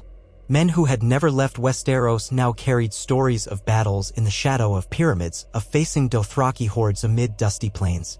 They returned as veterans of a conflict most in their homeland could scarcely imagine. Jon stood at the prow of the northern wind once again, accompanied by Davos and Brienne, who had arrived from Meereen with the rear guard. The Essosi coast receded behind them. His shoulder ached from half-healed wounds, and a scar near his ribs pained him when he moved too quickly. But relief mingled with the pain, relief that he had not led these men to senseless doom, relief that he had not allowed slavery's resurgence to fester unchallenged. As the ship cut through the waves, Davos approached, leaning on the rail. "You've done more than most kings would ever dare. Daenerys would be proud, I think, at least the Daenerys we first knew before the tragedy." Jon's gaze drifted to the horizon. "I hope so. But I did this for our people too. I'll not pretend it was pure altruism. If we left Zaka unchecked, we might have faced him at our doorstep eventually." Davos nodded, wise eyes creased with understanding. I know. Still, you gave those folks a chance. That's more than they had." In the distance, gulls circled. The faint shape of Westeros began to emerge days later, the coastline of the Stormlands greeting them with rocky cliffs. As they neared King's Landing, word spread that they returned in triumph. The city's docks thronged with onlookers. Trumpets blared in uncertain fanfare. Tyrion, no doubt, had arranged some modest celebration. Jon, weary to his bones, disembarked to the cheers of the crowd. Many had not expected their king to come back from such a distant war. Tyrion stood at the pier with a broad smile. "Your Grace, you've managed to keep the realm intact in your absence. No rebellions, no chaos, though the Dorne negotiations required attention. But all is well enough." Jon clasped the hand's arm. "I'm glad to hear it. And I'm glad to be back." In the days that followed, the city buzzed with stories of the distant war. Soldiers told tales of fierce charges and cunning tactics, though they also mourned their fallen comrades. Tyrion arranged audiences so that lords from across the realm could greet the returning knights. Gifts and honors were bestowed upon those who distinguished themselves. Jon accepted their praise with his usual humility, stating plainly that all who fought deserved equal credit. Yet after the welcome feast ended and the city's uproar subsided, Jon walked the streets at dusk, hooded and mostly unrecognized. He felt a pull to see how his people truly lived, away from official ceremony. He found the inn-yards bustling, laughter spilling out as minstrels sang half-exaggerated ballads of the wolf dragon king who tamed the savage hordes. He saw children playing by lantern light, peddlers hawking fruit. Even though the capital still bore scars from years past, it was alive, thriving. He paused by a fountain, running water that was newly installed in the marketplace. A mother knelt washing vegetables, her toddler splashing happily. They chatted with a neighbor about how the harvest was good this year, how the roads were safe. Jon listened, invisible in the crowd, feeling a gentle warmth in his chest. This was why he did it, why he had risked his life again across the sea, to keep Westeros safe, to guard the living. At last, he returned to the Red Keep, slipping into the courtyard where he customarily held audiences. The simple wooden seat he had chosen over the Iron Throne awaited, empty in the moonlight. He stood there, alone, imagining the countless pleas and petitions he would hear again in the days to come, some trivial, some vital. That was the nature of rule. Tomorrow, next week, next month, new challenges would arise. Another threat might materialize from some unseen quarter. The realm would never be free of conflict entirely. But for now, they had peace. However fragile, it was real, built upon the unity he had nurtured, upon the alliances he had forged, upon the willingness to act when justice demanded it. He closed his eyes, remembering the crisp winter air of the north, the silent hush of the godwood in Winterfell, the way Ned Stark had once looked at him with a kindness that shaped his entire life. Duty. Honor. The living. He opened his eyes, set his hand gently on the back of the plain wooden chair, and exhaled. Tomorrow he would rule again, listen, guide, protect. And if ever the realm questioned why he had claimed the throne, they would find the answer in the battered sword he carried, the scars on his body, and the unwavering resolve in his gaze. He was Jon Snow, born of ice and fire, who had set aside personal desire to shoulder a crown he never wanted, all so that the living might endure. Let that be the legacy of the king who came after the Night King was slain, that in every corner of the 7 kingdoms, from the snowy heights of the north to the deserts of Dorne, from the stony iron islands to the far reaches of the narrow sea, there was an era, however brief in the great span of history, when a reluctant monarch, shaped by winter and tempered by war, chose to stand as a shield, not a tyrant. And in so doing, he reminded them all that even in the aftermath of unimaginable darkness, the flame of hope could burn again, so long as good men and women rose to defend it.